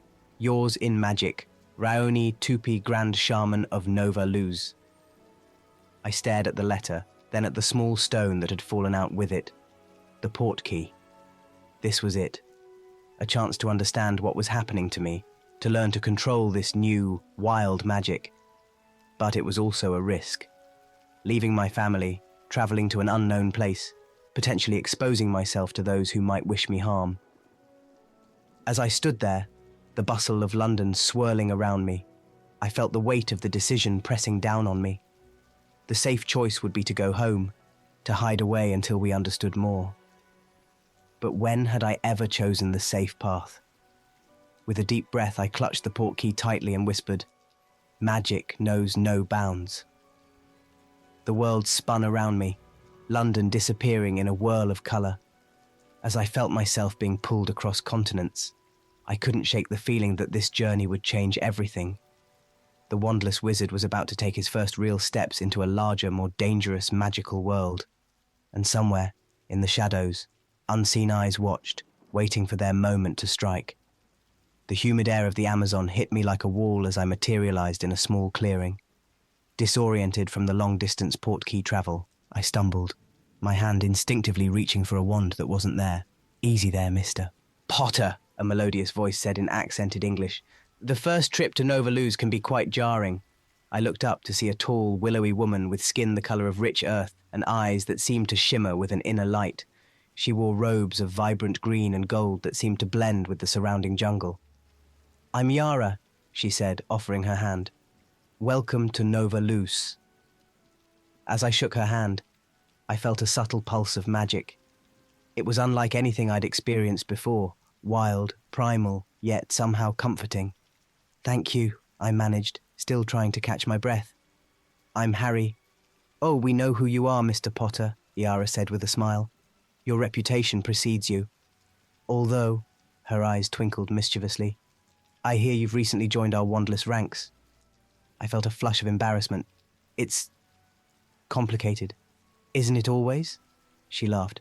"Come, the others are waiting." As we walked, the jungle seemed to part before us. I realized with a start that Iara wasn't using a wand or even gesturing. The plants simply moved at her unspoken command. How are you doing that?" I asked, unable to hide my amazement. Iara's smile widened. "Magic, Mr. Potter. Pure, unfiltered magic. You'll learn." We emerged from the jungle into a breathtaking sight. Nova Luz was a city unlike any I'd ever seen. Buildings of living wood and stone rose organically from the forest floor. Witches and wizards moved about, performing feats of wandless magic as casually as Londoners hailed taxis. "It's incredible," I breathed. "It's home," Iara said simply. "Now let's not keep the Grand Shaman waiting." We made our way to a massive tree at the center of the city. Its trunk had been hollowed out and transformed into a grand meeting hall. As we entered, dozens of eyes turned to us. The chatter died down, replaced by excited whispers. "Harry Potter, the boy who lived. Did you hear about his wand?" I felt my face grow hot under their scrutiny. A gnarled hand grasped my shoulder, and I turned to see an elderly man with eyes as deep and mysterious as the Amazon itself. "Welcome, Harry Potter," he said, his voice surprisingly strong. "I am Raoni Tupi, Grand Shaman of Nova Luz. We have much to discuss." The next few hours were a whirlwind of introductions and explanations. I learned that Nova Luz was one of the oldest wandless magical communities in the world, predating even Hogwarts. They had been watching the global magical community with growing concern. "The reliance on wands has weakened wizard kind," Raoni explained as we sat in his private chambers. "It has disconnected us from the true source of our power." "But wands help focus our magic," I argued. "They make spells more precise, more powerful." Raoni shook his head. "They are a crutch, Harry. A crutch that can be taken away." His eyes bored into mine. "As you have recently discovered." I felt a chill run down my spine. You know about that? About what happened to my wand? We know many things, Rowney said cryptically. The destruction of your wand was no accident, Harry. It was a sign. The old magics are stirring. Before I could ask what he meant, a commotion outside interrupted us. A young wizard burst into the room, his face pale with fear. Grand Shaman, he gasped. The wards, they're under attack. Rowney was on his feet in an instant, moving with a speed that belied his age. Come, Harry, he commanded. It's time to put your lessons to the test. But I haven't had any lessons yet, I protested as we rushed outside. Rowney's laugh was grim. Then, consider this your first. We emerged into chaos. Dark-robed figures were apparating into the city, firing spells at anything that moved. The wandless wizards of Nova Luz were fighting back, but they were caught off guard. Death Eaters, I asked, incredulous. Here? Not Death Eaters, Rowney corrected, his hands weaving complex patterns in the air. A shimmering shield sprang up around us. Something worse. The Shrouded Cabal. I had no time to ask who or what the Shrouded Cabal was. A jet of sickly green light streaked towards us. Without thinking, I thrust my hand forward, shouting, Protego! To my amazement, a shield materialized, deflecting the curse. The effort left me gasping, but exhilarated. Well done, Rowney shouted over the din of battle. Now, attack! I focused on the nearest attacker, channeling all my frustration and fear into a single thought. Stupefy! I yelled, pushing my palm out. A blast of red light erupted from my hand, stronger than any stunning spell I'd ever cast with a wand. It caught the dark wizard square in the chest, sending him flying backward into the jungle. All around us, the tide of battle was turning. The wizards of Nova Luz, recovered from their initial surprise, were unleashing the full power of their wandless magic. Trees came to life, entangling the invaders. The very air seemed to solidify, trapping the Cabal members in bubbles of hardened atmosphere. As quickly as it had begun, the battle was over. The remaining attackers disapparated, leaving behind their unconscious comrades. I slumped against a tree, exhausted but oddly invigorated. Rowney approached, looking tired but satisfied. You did well, Harry, he said. For a beginner. I managed a weak laugh. Thanks, I think. But what was that all about? Who are the Shrouded Cabal? Rowney's expression darkened. They are those who fear change, who cling to the old ways of wand magic. They believe wandless magic is a threat to their power. And they're right to be afraid, Yara added, joining us. Her robes were singed, but her eyes blazed with triumph. What you did today, Harry, that was just the beginning. As the adrenaline of battle faded, the implications of what had happened began to sink in. I had performed magic, powerful magic, without a wand. And I wasn't the only one. There was a whole community of wizards who lived this way. But with this revelation came new dangers. The Shrouded Cabal clearly saw wandless magic as a threat. And if they knew about Nova Luz, what else did they know? Were Ginny and the kids safe back in London? As if reading my thoughts, Rowney placed a comforting hand on my shoulder. Rest now, Harry. Tomorrow, your real training begins. You'll need it for the challenges ahead. I nodded, knowing he was right. As I followed Yara to my quarters, my mind raced with questions and possibilities. One thing was certain. My journey into wandless magic had only just begun, and the wizarding world would never be the same. The familiar halls of the Ministry of Magic felt different now. As I walked through the atrium, my senses were on high alert, attuned to the magical currents flowing around me in a way I'd never experienced before. My time in Nova Luz had changed me, opened my eyes to a world of magic beyond wands and incantations. Mr. Potter, a young witch called out, hurrying towards me with a stack of papers. Do you have a moment to sign these reports? I smiled, recognizing her as one of the new Aura recruits. Of course, Sarah. How's the training going? As she handed me the papers, our fingers brushed. In that instant, I felt a flicker of something, a magical signature that didn't quite fit. My smile froze. It's challenging, Sarah replied, her eyes not quite meeting mine, but I'm learning a lot. I signed the papers, my mind racing. Was I being paranoid, or was there something off about Sarah? As she turned to leave, I made a split-second decision. Sarah, I called out, could you deliver these to Minister Granger's office? I'd like to discuss them with her. Of course, Mr. Potter, she nodded, a little too eagerly. As she walked away, I closed my eyes, focusing on the lingering magical trace she'd left behind. It was faint, but unmistakable, a glamour charm, and a sophisticated one at that. My heart pounding, I made my way to Hermione's office, using every ounce of my aura training to appear casual. I knocked on her door, entering at her muffled, "Come in." Hermione looked up from her desk, her face breaking into a warm smile. "Harry, you're back. How was I held up a hand, cutting her off. With a wandless gesture, I cast a muffliato charm around us. Hermione's eyes widened. "We have a problem," I said quietly. "There's an imposter in the Ministry." Hermione's smile vanished, replaced by the sharp, focused look I knew so well. "Are you sure?" I nodded, quickly explaining what I'd sensed. As I spoke, I noticed a flicker of movement out of the corner of my eye. A small, ornate mirror on Hermione's bookshelf seemed to shimmer. Without breaking my sentence, I casually waved my hand towards the mirror. "Finite incantatem," I thought, channeling my magic. The mirror's surface rippled like water, and suddenly we could hear voices coming from it. "Potter knows something. We need to move up the timeline." Hermione gasped, her hand flying to her mouth. I recognized the voice. It belonged to Archibald Blackthorne, the head of the Department of Magical Law Enforcement. With another gesture, I shattered the mirror's enchantment completely. The voices cut off abruptly.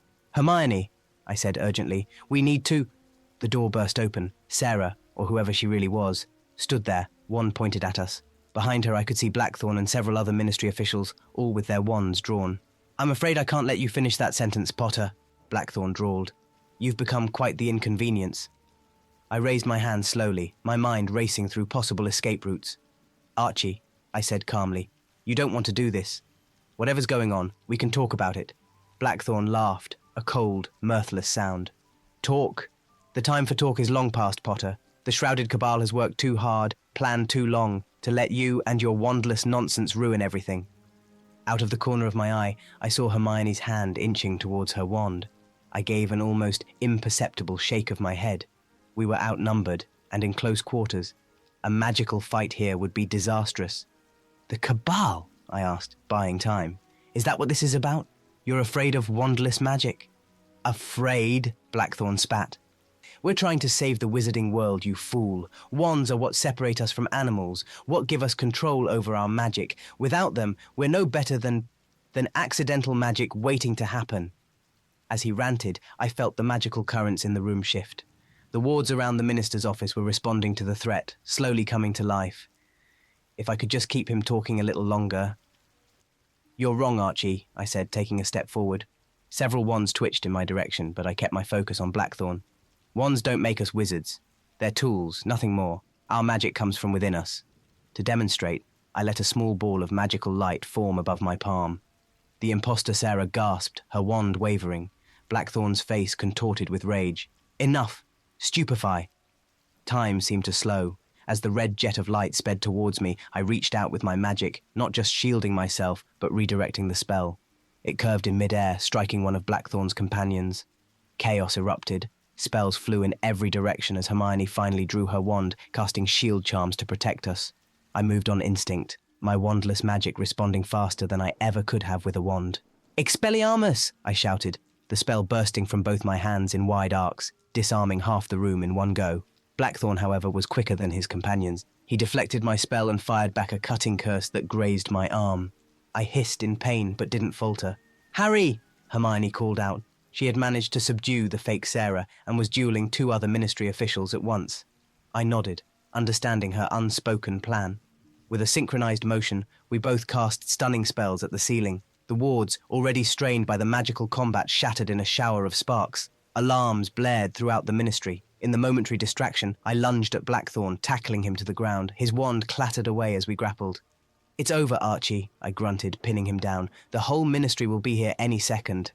Blackthorne's eyes blazed with hatred. "This isn't over, Potter. The Cabal has roots deeper than you can imagine. But what the Cabal would do, I never found out. The office door exploded inward, and a team of aurors rushed in, led by none other than Ron Weasley. "Bloody hell, Harry!" Ron exclaimed, taking in the scene of destruction. "Can't leave you alone for 5 minutes, can we?" Despite the gravity of the situation, I couldn't help but laugh. "Good to see you too, Ron. Mind giving me a hand with this lot?" As the aurors rounded up Blackthorne and his conspirators, Hermione approached me, her face pale but determined. "Harry," she said quietly, "this is bigger than we thought. If Blackthorn was involved—" I nodded grimly. "The entire ministry could be compromised. We need to be careful who we trust."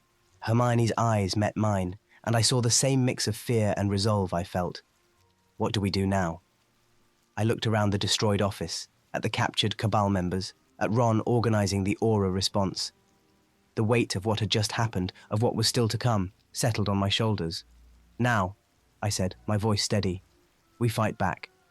It's time the wizarding world learned the truth about wandless magic, and about the shadows lurking in our own ministry." As we left the office, flanked by trusted auras, I couldn't shake the feeling that this was just the beginning. The battle lines had been drawn, and once again, I found myself at the center of a war that could reshape the magical world forever. The wind whipped across the emerald hills of Ireland, carrying with it the scent of heather and ancient magic. I stood at the edge of a weathered stone circle, my senses alive with the pulsing energy that seemed to emanate from the very earth beneath my feet. "Fascinating, isn't it?" Luna Lovegood's dreamy voice drifted to me on the breeze. "The ley lines here are particularly strong. It's no wonder the ancient druids chose this spot." I turned to see Luna approaching, her long blonde hair dancing in the wind. Despite the gravity of our situation, her presence brought a smile to my face. Some things never changed. "Luna," I greeted her warmly. "Thanks for meeting me here. I wasn't sure who I could trust after what happened at the ministry." Luna's protuberant eyes fixed on me with surprising intensity. "The Nargles told me you might be in trouble. They're quite concerned about the balance of magic, you know." I chuckled, but there was an undercurrent of tension in my voice. "I'm not sure about Nargles, Luna, but something is definitely wrong. The shrouded Cabal—" A twig snapped in the nearby woods, cutting me off mid-sentence. In an instant, Luna and I were back to back, her wand drawn while my hands crackled with wandless energy. "Show yourself!" I called out, my voice carrying across the clearing. For a moment, there was only silence. Then, a figure emerged from the tree line. He was tall and lean, with a long white beard and robes that seemed to shimmer with an otherworldly light. "Peace, Harry Potter," the man said, his voice as ancient and powerful as the stones around us. "We mean you no harm. I am Fionn, leader of the Circle of Ogma." I lowered my hand slightly, but remained wary. "The Circle of Ogma?" Luna gasped softly beside me. "The Druid Council," she whispered. "I thought they were just a legend." Fionn's eyes twinkled with amusement. "We prefer to keep it that way, my dear, but these are extraordinary times calling for extraordinary measures." As he spoke, more figures emerged from the woods, men and women of various ages, all bearing the same aura of ancient power. "We've been watching you, Harry Potter," Fionn continued. "Your journey into wandless magic has not gone unnoticed." I felt a chill run down my spine that had nothing to do with the Irish weather. "You know about that? About the Cabal?" Fionn nodded gravely. "We know many things. The balance of magic is shifting, and not all welcome this change. The shrouded Cabal seeks to maintain their grip on power by suppressing wandless magic, but they meddle with forces beyond their understanding." One of the other druids, a fierce-looking woman with flaming red hair, stepped forward. "We've called you here to warn you, Harry Potter. A storm is coming, one that threatens to tear the magical world apart."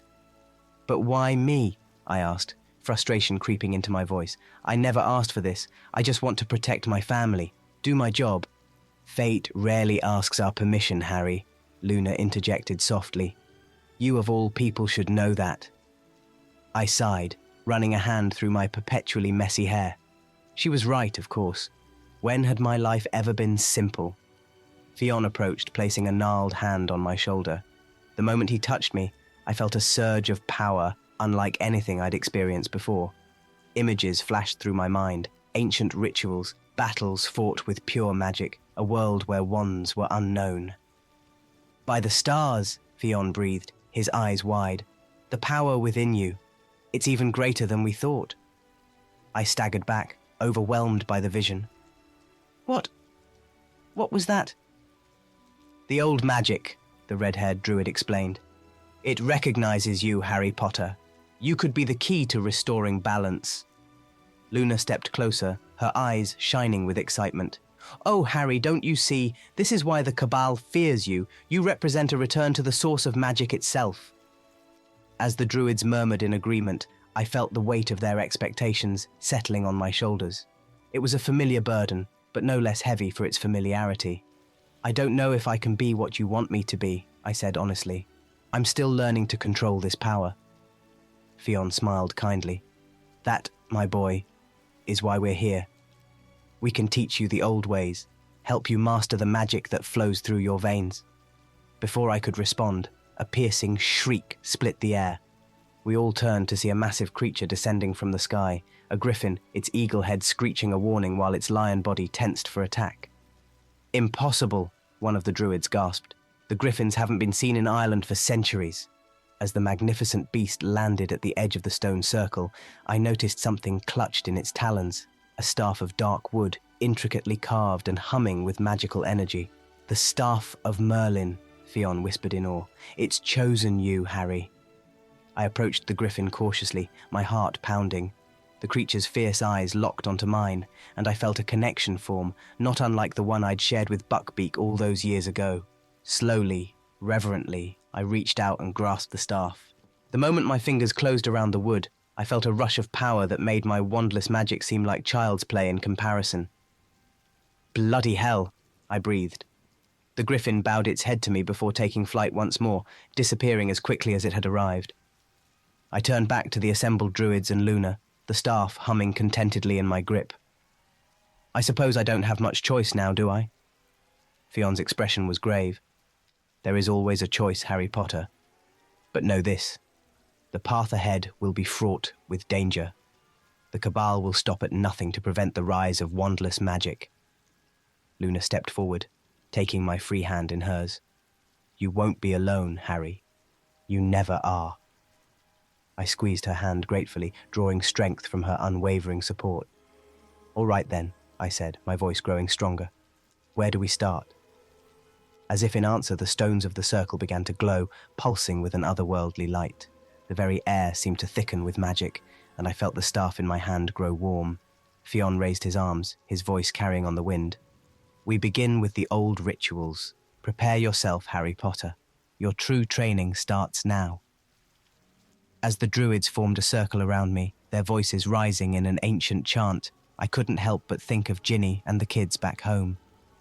I silently vowed to master this power, to protect them and the entire wizarding world from the threat that loomed on the horizon. The storm was indeed coming, but this time I would be ready to face it. The familiar scent of old parchment and magical residue filled my nostrils as I entered the Hogwarts library. Despite the years that had passed since I was a student, Madam Pince's disapproving glare still made me feel like a first-year out past curfew. "Mr. Potter," she said, her voice as dry as the books she guarded. "I trust you're not here to cause trouble." I couldn't help but smile. "Not intentionally, Madam Pince. I need access to the restricted section." Her eyes narrowed. "You're not a student anymore, Mr. Potter. Even your reputation doesn't grant you free rein here." Before I could argue, a familiar voice called out, "It's all right, Irma. Harry has my permission." We both turned to see Headmistress McGonagall approaching, her emerald robes swishing as she walked. Despite the grey in her hair, her eyes were as sharp as ever. "Minerva," I greeted her warmly. "Thank you for this." She nodded, her expression grave. "I hope you find what you're looking for, Harry. These are troubling times." As I made my way into the restricted section, McGonagall's words echoed in my mind. Troubling times indeed. The rise of the shrouded Cabal, the suppression of wandless magic, the whispers of a coming magical catastrophe. It all felt disturbingly familiar. I ran my fingers along the spines of ancient tomes, feeling the thrum of contained magical knowledge. Without thinking, I reached out with my newfound wandless abilities, sensing the books that might hold the information I sought. To my surprise, several volumes shuddered and flew off the shelves, arranging themselves on a nearby table. I grinned, marveling at how natural wandless magic was becoming to me. Hours passed as I pored over the books. My eyes widened as I uncovered connections between the shrouded Cabal and Grindelwald's followers. The ideology was chillingly similar. Magical supremacy, the suppression of lesser forms of magic, the desire for control over the wizarding world. As I closed the final book, a chill ran down my spine. History was repeating itself, and once again I found myself at the center of it all. Leaving the library, I made my way to the 7th floor, my feet carrying me to a familiar tapestry of Barnabas the Balmy. I paced back and forth 3 times, thinking, I need a place to understand wandless magic.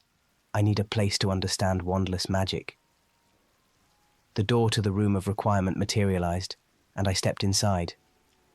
The room had transformed into a circular chamber, its walls lined with portraits of witches and wizards I didn't recognize. In the center stood a familiar stone basin, a pensive. As I approached, the surface of the pensive began to swirl, images forming in its depths. Without hesitation, I plunged my face into the silvery liquid.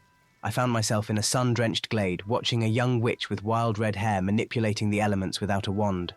Fire danced at her fingertips, water swirled around her feet, and the very earth seemed to respond to her will. The scene shifted.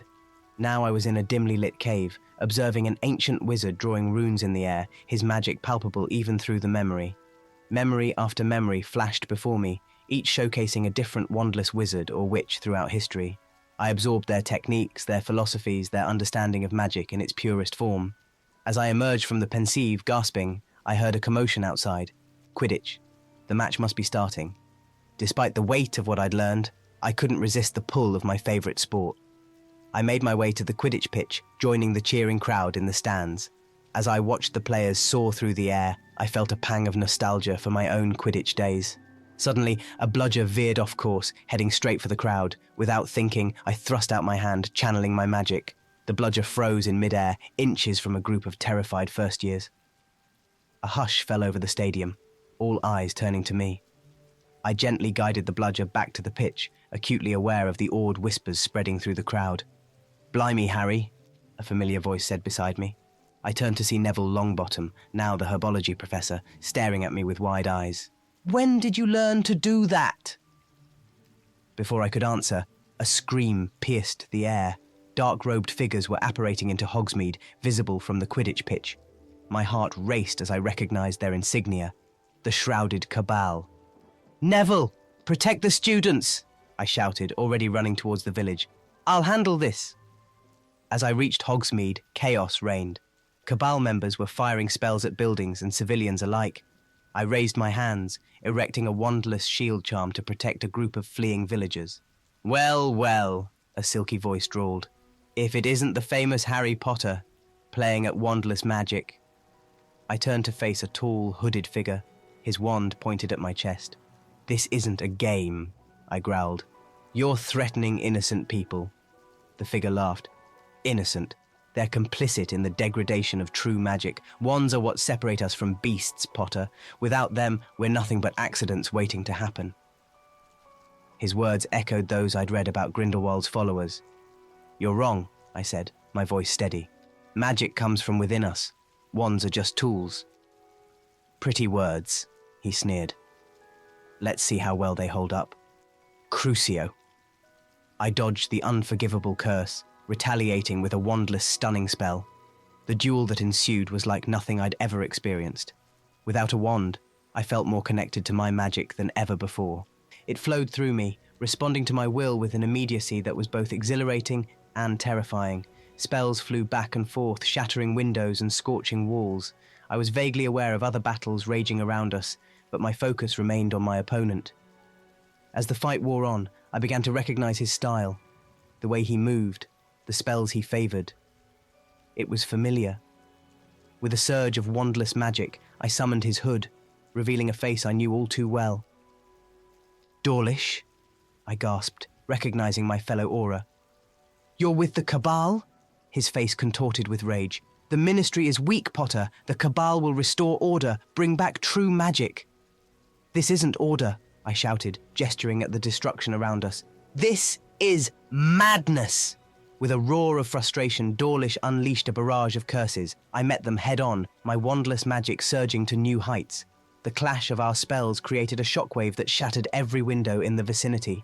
When the dust settled, Dawlish lay unconscious at my feet. The remaining Cabal members, seeing their leader fall, disapparated with a series of cracks. As the adrenaline faded, I surveyed the damage to Hogsmeade. Buildings were scorched, debris littered the streets, and shocked faces peered out from hiding places. Neville appeared at my side, out of breath. "Harry, that was incredible. I've never seen magic like that." I nodded grimly. Neither have I, Neville, and I have a feeling this is just the beginning. As we began to help the villagers and secure Dawlish for questioning, my mind raced. The Cabal's reach was greater than I'd imagined, extending even into the Aura department. The coming conflict was no longer just about wandless magic, it was about the very future of the wizarding world. And once again, whether I liked it or not, I was at the center of it all. As I helped an elderly witch to her feet, I made a silent vow. I would master this wandless magic not for power, but to protect those who couldn't protect themselves. The shrouded Cabal had made their move. Now it was time for me to make mine. The crackling fire in the Hog's Head Inn cast long shadows across Aberforth Dumbledore's weathered face. His blue eyes, so like his brother's, held a mixture of concern and determination. The Cabal's influence stretches far beyond Britain, Harry, Aberforth said, his voice low. We're dealing with a global conspiracy here. I leaned forward, my hands wrapped around a mug of butterbeer. How far does it go? Aberforth sighed, pulling out a worn map. As he tapped it with his finger, magical lines began to appear, connecting various points across the globe. From what I've gathered, they have operatives in at least a dozen ministries of magic worldwide. Their goal is nothing short of reshaping the entire magical world order. My stomach churned. And it all centers around suppressing wandless magic. That's part of it, Aberforth nodded. But it's more than that. They want to consolidate magical power, restrict who can use it, and how. Wandless magic represents a threat to their control. I stood up, pacing the small room. We need to expose them, gather evidence. It's not that simple, Harry, Aberforth interrupted. These people are powerful, influential. We'll need irrefutable proof, and we'll need to rally support from the international magical community. I stopped, an idea forming. Then let's go get that proof. You said this is global? Let's make it global. We'll travel, gather evidence, and learn from wandless traditions around the world. Aberforth's eyes twinkled, reminding me painfully of Albus. Now you're thinking like a true revolutionary, Harry. I know just where we should start. An hour later, we stood before a modified flue fireplace in the inn's back room. Aberforth tossed in a handful of shimmering powder that looked nothing like standard flue powder. This will take us directly to a contact of mine in Japan, he explained. Ready? I nodded, stepping into the green flames. Kakurega Alley, I shouted, using the destination Aberforth had given me. The world spun in a dizzying whirl of colour and sound. When it stopped, I found myself stumbling out of an ornate fireplace into what looked like an ancient temple. Aberforth appeared moments later, brushing soot from his robes. Welcome to magical Tokyo, Harry. Before I could respond, a commotion outside caught our attention. We rushed to the temple entrance, where a crowd had gathered in the narrow alley beyond. In the center of the crowd, two groups faced off. One consisted of local witches and wizards, their hands raised in intricate gestures I recognized as wandless magic. Opposing them were robed figures whose faces were obscured by shadowy hoods, members of the shrouded Cabal. Stop this madness, a voice called out in accented English. An elderly Japanese wizard stepped forward, his hands moving in fluid motions. The very air around him seemed to ripple with power. Your Western wand magic has no authority here. One of the hooded figures laughed coldly. Authority. We are the future of magic, old man. Your outdated traditions will be swept aside. I felt a surge of anger. Without thinking, I stepped forward, my own hands raised. I wouldn't be so sure about that, I called out. All eyes turned to me. I saw recognition dawn on many faces. Even here, the name Harry Potter carried weight. Ah, the wandless wonder himself, the Cabal leader sneered. Come to save the day again, Potter? I smiled grimly. Something like that. What followed was unlike any magical battle I'd ever been in. The Japanese wizards moved with a grace and fluidity that made their wandless magic seem like an elaborate dance. I found myself instinctively mimicking their movements, feeling my own magic respond in new and exciting ways. The Cabal members, for all their bravado, were clearly unprepared for the combined force of traditional Japanese wandless magic and my own growing skills. Spells flew back and forth, lighting up the alley in a dazzling display. At one point, I found myself back-to-back with the elderly wizard who had spoken out earlier. I am Hideo Tanaka, he said as we deflected a barrage of curses. It is an honor to fight alongside you, Harry Potter. The honor is mine, I replied, summoning a gust of wind that sent two Cabal members flying. Your wandless magic is incredible. Hideo grinned, his hands weaving complex patterns in the air. Cherry blossom petals materialized around us, swirling into a protective barrier. Perhaps you would like to learn our ways? Before I could answer, a shout from Aberforth warned me of danger. I turned to see the Cabal leader aiming his wand directly at Hideo's back. "No!" I yelled, reaching out with my magic. To my amazement, I felt a connection not just to my own power, but to the very essence of magic in the air around us. I pulled on it, hard. A shimmering shield of pure magical energy materialized between Hideo and the Cabal leader. The killing curse, for that's what it had been, rebounded, missing the caster by inches. The alley fell silent, all eyes on me. I stood there panting, my hands still outstretched, scarcely believing what I'd just done. The Cabal leader's hood had fallen back, revealing a face I recognized with a jolt. It was Adolphus Mockridge, a high-ranking official in the Department of International Magical Cooperation. "This isn't over, Potter," Mockridge spat. "The Cabal's reach is longer than you know. We will reshape the magical world, with or without you." With a crack, he and his remaining followers disapparated. As the dust settled, I turned to Aberforth and Hideo. "We need to warn the International Confederation of Wizards. The Cabal's infiltrated the highest levels of magical government." Aberforth nodded grimly. "Agreed. But first, I think you've earned yourself a crash course in Eastern wandless magic. We'll need every advantage we can get." Hideo bowed deeply. "It would be my honor to teach you, Harry Potter. But be warned, the path of wandless magic is not an easy one." I looked around at the battle-scarred alley, at the faces of the Japanese wizards who had stood their ground against the Cabal. I thought of Hermione, Ron, and my family back home, of all that was at stake. "I'm ready," I said, my voice firm. "Whatever it takes, I'll learn. The Cabal wants to suppress wandless magic, to control how and when we use our power. We can't let that happen."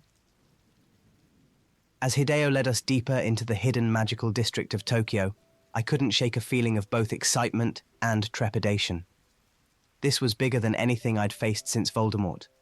A global conspiracy, a threat to the very nature of magic itself. But as I felt the unfamiliar currents of Eastern magic swirling around me, I also felt hope. We weren't alone in this fight. All around the world, there were witches and wizards practicing wandless magic, keeping ancient traditions alive. The shrouded Cabal had made their move. Now it was our turn. The wandless revolution had begun, and I was at its heart. As always, the fate of the magical world hung in the balance. But this time, I wasn't just fighting as Harry Potter, the boy who lived. I was fighting as Harry Potter, the wandless wizard, and I was ready to change the world. The Daily Prophet landed on our kitchen table with a thud, its headlines screaming in bold letters, "Wandless Menace, the growing threat to magical society." I felt my stomach churn as I scanned the article, penned by none other than Rita Skeeter. "Can you believe this rubbish?" I muttered, pushing the paper towards Ginny. "Harry Potter, once the savior of the wizarding world, now leads a dangerous movement of wandless radicals. Merlin's beard, she makes it sound like we're planning an uprising." Ginny's eyes narrowed as she read. "This is more than just Rita's usual gossip-mongering, Harry. Look at the quotes from ministry officials. Someone's feeding her information." I nodded grimly. The Cabal's influence runs deeper than we thought. They're trying to turn public opinion against us before we can expose them. A tapping at the window interrupted our discussion. An owl perched on the sill, a letter clutched in its beak. I recognized Hermione's handwriting immediately. "Harry, things are escalating faster than we anticipated. Meet me at Hogwarts tonight, the room of requirement. Bring anyone you trust completely. H." I looked up at Ginny, seeing the determination in her eyes that matched my own. "It's time," I said simply. That evening, as we approached the familiar tapestry of Barnabas the Barmy, I felt a surge of nostalgia mixed with trepidation.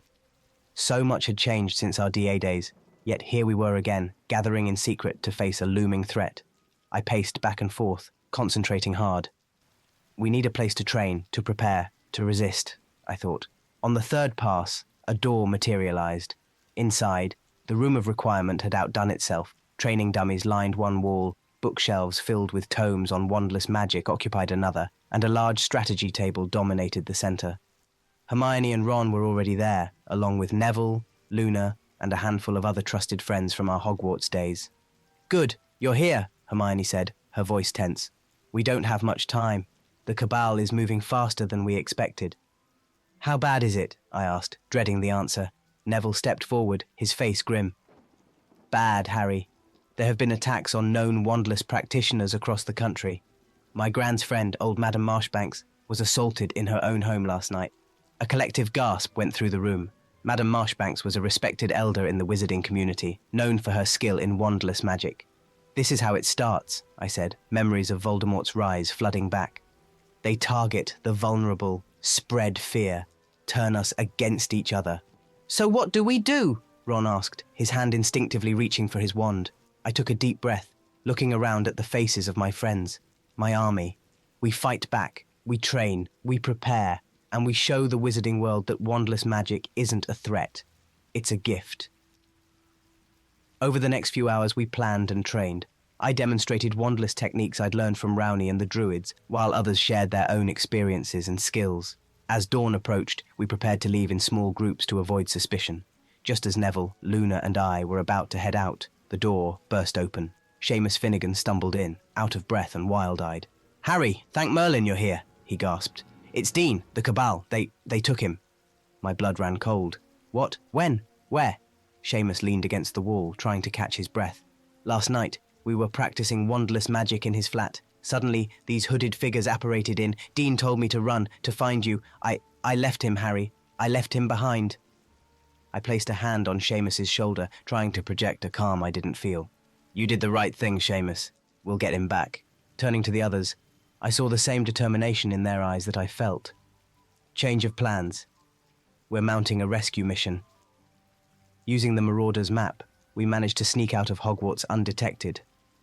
As we apparated to Dean's flat in London, I couldn't shake the feeling that we were walking into a trap. The flat was a disaster zone. Furniture was overturned, scorch marks marred the walls, and there was a lingering smell of dark magic in the air. "Look for clues," I instructed, my senses on high alert. Anything that might tell us where they took him. As we searched, a chill ran down my spine. Something was off. The magical residue felt familiar. Suddenly, a voice rang out from the shadows. "Well, well, the great Harry Potter walking right into our hands. You're losing your touch, old friend."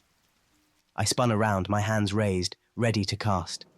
From the darkness emerged a figure I knew all too well. Dawlish, my fellow Auror, his wand pointed directly at my chest. "Dawlish?" I said, disbelief colouring my voice. "You're with the Cabal?" He sneered, his once friendly face twisted with contempt. "The Cabal understands what you and your wandless freaks refuse to see. Wands are what make us wizards. Without them, we're no better than muggles." "You're wrong," I said, taking a step forward. "Magic comes from within us. Wands are just tools." "Pretty words," Dawlish spat. "Let's see how well they hold up under torture. Crucio." Time seemed to slow.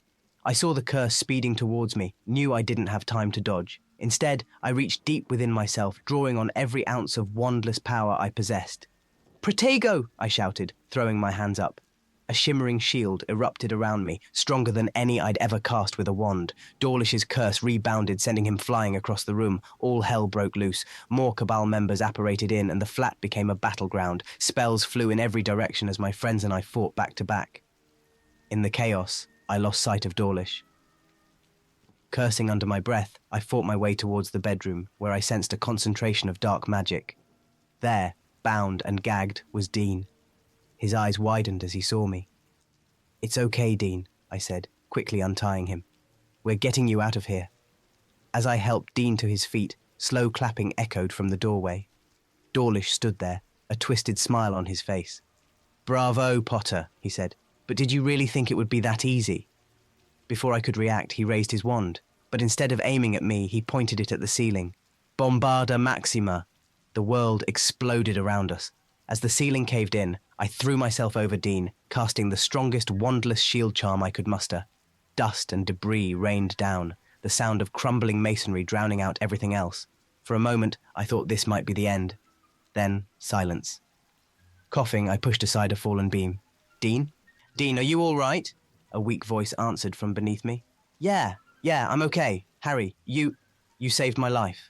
As we emerged from the rubble, I saw that the Cabal members, including Dawlish, had disappeared. My friends were picking themselves up, looking battered but alive. "Everyone okay?" I called out, receiving nods and affirmatives in response. As the adrenaline faded, the reality of what had just happened sank in. The Cabal had infiltrated the Auror department. They were targeting my friends, anyone associated with wandless magic. This wasn't just a fringe movement anymore. This was war. Looking around at my friends, dirty, injured, but unbowed, I felt a fierce pride. We had faced worse odds before and prevailed. We would do so again. "All right," I said, my voice steady. "Let's get back to headquarters. We have a lot of work to do." As we disapparated from the ruined flat, I couldn't shake the feeling that this was just the beginning. The storm was gathering, and we were right at its heart. But for the first time since my wand had been destroyed, I felt truly confident in my abilities. Wandless or not, we would face this threat together, and we would win. The first explosion rocked Diagon Alley just as I was stepping out of Weasley's Wizard Wheezes. The ground shook beneath my feet, and a plume of smoke rose from the direction of Gringotts. Screams filled the air as panicked shoppers began to flee. "Harry!" George shouted from the doorway. "What's happening?" I didn't have time to answer. A second explosion, closer this time, sent debris raining down on us. I raised my hands instinctively, creating a wandless shield that protected us from the falling rubble. "It's the Cabal," I growled, my eyes scanning the chaotic scene. "They're making their move." Dark-robed figures were apparating into the alley, their wands raised. Spells flew in every direction, shattering windows and scorching the cobblestones. "George, get everyone you can into the shop," I ordered. "Use the secret passage to evacuate them to Hogwarts." He nodded grimly. "What about you?" I flexed my fingers, feeling the magic coursing through me. "I'm going to buy you some time." As George rushed back into the shop, I strode into the middle of the street. "Oi!" I shouted, my voice magically amplified. "You want a fight? Come and get one." Several Cabal members turned, their eyes widening as they recognized me. "Potter!" one of them snarled. "Get him!" Spells streaked towards me from all directions. I moved on instinct, my hands weaving complex patterns in the air. A shimmering dome of magical energy formed around me, deflecting the curses. "Is that the best you've got?" I taunted, channeling my inner Gryffindor bravado. I retaliated with a barrage of wandless stunners, each one finding its mark with pinpoint accuracy. Cabal members fell left and right, but more kept apparating in. From the corner of my eye, I saw Florian Fortescue trying to herd a group of terrified children into his ice cream parlor. A Cabal member raised his wand, aiming a curse at the kids. "No!" I shouted, thrusting out my hand. A wave of pure magical force erupted from my palm, slamming into the attacker and sending him flying into a wall. Florian stared at me in amazement. "Mr. Potter, how did you—" "No time to explain," I cut him off. "Get those children to safety. Use the flue if you can." As Florian nodded and ushered the kids inside, I heard a familiar voice shouting spells nearby. Turning, I saw Neville Longbottom, his face set in grim determination as he dueled two Cabal members at once. I rushed to his side, deflecting a curse aimed at his back. "Neville, glad you could make it to the party." He grinned despite the dire situation. "Wouldn't miss it, Harry, though I have to say your invitations leave something to be desired." Together, we pushed back against the Cabal forces. Neville's wandwork was impressive, but I could see the awe in his eyes as he watched me perform wandless magic. "Harry," he panted between spells, "when did you learn to do that?" "Long story," I replied, summoning a fallen piece of masonry and hurling it at an approaching group of attackers. "I'll tell you over a butterbeer when this is all over." More familiar faces joined the fray. Luna Lovegood appeared, her dreamy expression replaced by fierce concentration as she cast shield charms to protect fleeing civilians. Ron and Hermione arrived moments later, immediately falling into the familiar rhythm of battle at my side.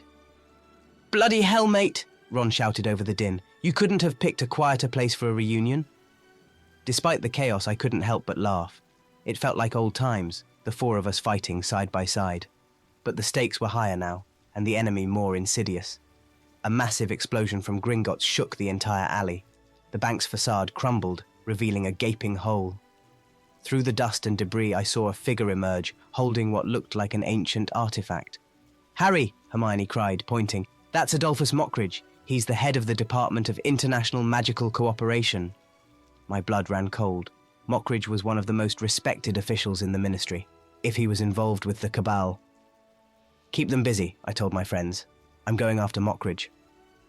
Before they could protest, I was off, using wandless magic to propel myself over the heads of the battling crowds. I landed in front of Gringotts just as Mockridge was about to disapparate. Going somewhere? I asked, my voice hard. Mockridge's eyes narrowed. Potter, I should have known you'd be a thorn in our side until the end. Why, Adolphus? I demanded. Why betray everything you've stood for? He laughed, a cold, mirthless sound. Betray? I'm trying to save our world, Potter. Wandless magic is a threat to everything we've built. It's unpredictable, dangerous. With this, he held up the artifact. We can suppress it forever. You're wrong, I said, taking a step forward. Wandless magic isn't a threat. It's a gift. It's our heritage. Pretty words, Mockridge sneered. Let's see how well they hold up against true power. Avada Kedavra. Time seemed to slow. I saw the green light of the killing curse speeding towards me. In that moment, I reached deep within myself, tapping into the wellspring of magic that I'd been learning to control. With a primal shout, I thrust both hands forward. A blast of pure magical energy erupted from my palms, colliding with the killing curse in mid-air. The resulting explosion was catastrophic. Windows shattered for blocks around. The ground cracked beneath our feet. Mockridge was thrown backward, the artifact flying from his grasp. As the dust settled, I stood over Mockridge's unconscious form. The artifact lay nearby, cracked and inert. It's over, I said, more to myself than anyone else. But even as I said it, I knew it wasn't true. This battle was won, but the war was far from over. The Cabal's influence ran deep, and there were still many questions left unanswered. As auras began to apparate in, securing the area and rounding up the remaining Cabal members, I looked around at the devastation. Diagon Alley, the heart of magical Britain, lay in ruins. But, amid the destruction, I saw hope. Witches and wizards were emerging from hiding, helping the injured, comforting the frightened. Hermione approached, her robes torn and singed. Harry, she said softly, what you did, it was incredible, but it's going to change everything. I nodded, feeling the weight of responsibility settling on my shoulders once again. I know, but maybe it's time for a change. Maybe it's time for the wizarding world to remember where magic really comes from. As the sun began to set over the battered alley, I knew that this was just the beginning. The Battle of Diagon Alley would be remembered as the day the wandless wizard stepped out of the shadows and into legend. But the true test was yet to come. The great hall of the Wizengamot buzzed with tension as I stood before the assembled witches and wizards. Their faces ranged from curious to hostile, with a few friendly ones scattered throughout. I took a deep breath, feeling the weight of the moment. Esteemed members of the Wizengamot, I began, my voice magically amplified to reach every corner of the hall. We stand at a crossroads in magical history. The recent events, the rise and fall of the shrouded Cabal, the Battle of Diagon Alley, the global awakening of wandless magic, have shaken the very foundations of our society. Murmurs rippled through the crowd. I pressed on, drawing strength from the magic I could feel pulsing around me. For centuries, we've relied on wands as the primary conduit for our magic. They've served us well, but they've also limited us. The time has come to embrace a broader view of magic, one that includes wandless practices. Preposterous, shouted an elderly wizard from the back. Wands are what separate us from beasts and muggles alike. I held up a hand, calling for silence. With all due respect, sir, that's exactly the kind of thinking that led to the formation of the shrouded Cabal. Our magic doesn't come from our wands, it comes from within us. Wands are tools, nothing more. To demonstrate, I raised both hands, summoning a swirling vortex of magical energy. Gasps echoed through the hall as the vortex took shape, forming into a miniature replica of Hogwarts that floated above my palms. This is what we're capable of, I said softly, letting the illusion dissipate. Wandless magic isn't a threat to our way of life. It's an opportunity to grow, to evolve. Hermione stood up from her seat, her face set in determination. Mr. Potter speaks the truth. As Minister for Magic, I've seen firsthand the potential benefits of integrating wandless practices into our society. It's time we opened our minds to new possibilities. The hall erupted into heated debate. I could see the lines being drawn, those open to change versus those clinging desperately to tradition. And what of our children? Called out a witch in emerald robes. Are we to abandon wand law entirely? I shook my head. Not at all. I'm proposing a balanced approach. We continue to teach wand magic, but we also introduce wandless techniques. Let our children have access to all forms of magic, not just one. As the debate raged on, I felt a familiar presence at my side. Luna Lovegood, her eyes dreamy but alert, leaned in to whisper, The Nargles are quite excited about all this, Harry. They say change is in the air. I couldn't help but smile. Let's hope it's change for the better, Luna. Hours passed as we argued, debated, and slowly, painfully, hammered out the beginnings of new legislation. By the time the session ended, we had the framework for a revolutionary approach to magical education and law enforcement. As the crowd began to disperse, a commotion at the entrance caught my attention.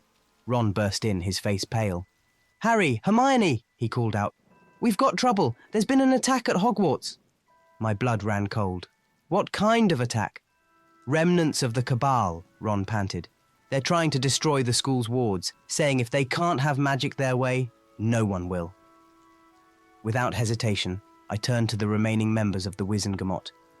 "Those who stand with us, who truly believe in protecting all forms of magic, come with me now. It's time to put our words into action." To my relief, a significant number stepped forward, including several who had been skeptical earlier. Hermione quickly organized a mass apparition to Hogsmeade. We arrived to chaos. The sky above Hogwarts was alight with magical energy as the castle's ancient wards strained against the assault. Students and teachers were evacuating, while a group of dark-robed figures bombarded the barriers. "Harry," Neville's voice called out. He was organizing the older students into a defensive line. "Thank Merlin you're here. We can't hold out much longer." I nodded grimly. "Neville, get the students to safety. We'll handle this." Turning to our assembled force, I raised my voice. "This is it. Show them the true power of a united magical community." What followed was a battle unlike any I'd experienced before. Wandless and wand-wielding wizards fought side by side, their magics intertwining in breathtaking displays of power. I found myself at the forefront, channeling raw magical energy to reinforce Hogwarts' faltering wards. The leader of the Cabal remnant, a wizard I recognized as a former Unspeakable, sneered at me from across the battlefield. "You can't win, Potter. Magic has rules, boundaries. What you're proposing will destroy us all." I met his gaze steadily. "You're wrong. Magic is alive, ever-changing. It's our fear and rigidity that will destroy us." With a primal shout, I thrust both hands forward, sending a wave of pure magical force towards the attackers. The air itself seemed to ripple as wandless and wand magic alike surged forward. The Cabal's forces crumbled under the onslaught. As their leader fell, his wand snapping under the pressure of conflicting magical energies, I felt a shift in the very fabric of magic around us. Slowly, the chaos subsided. The dust settled to reveal Hogwarts standing tall, its wards glowing with renewed strength. Students peered out from windows, their faces a mix of awe and relief. As our forces secured the remaining Cabal members, Hermione approached me, her eyes shining with unshed tears. "Harry," she said softly, "I think this is it. The turning point we've been waiting for." I nodded, suddenly feeling the weight of everything we'd been through. "It's just the beginning, Hermione. We've got a lot of work ahead of us." As if on cue, a cheer went up from the gathered crowd. Students, teachers, ministry officials, and ordinary witches and wizards alike were celebrating, their differences forgotten in the wake of our shared victory. Minerva McGonagall, looking both stern and proud, made her way towards us. "Mr. Potter," she said, a rare smile tugging at her lips. "It seems Hogwarts will need to update its curriculum. Would you consider taking on a teaching position?" I blinked in surprise. "Me? A teacher? Who better to lead us into this new era of magic?" she replied. As I looked around at the faces of friends, allies, and former enemies alike, I felt a surge of hope. The path ahead would be challenging, full of obstacles and setbacks, but for the first time in a long while, I felt truly optimistic about the future of the wizarding world. "You know what, Professor?" I said, a grin spreading across my face. "I think I'd like that very much." As the sun set over Hogwarts, casting a golden glow across the battlefield turned celebration ground, I knew that this was more than just a victory. It was the dawn of a new era, an era where magic, in all its forms, would flourish. And I, Harry Potter, the boy who lived, the wandless wizard, would be there to help guide the way. The adventure, it seemed, was far from over. It was only just beginning.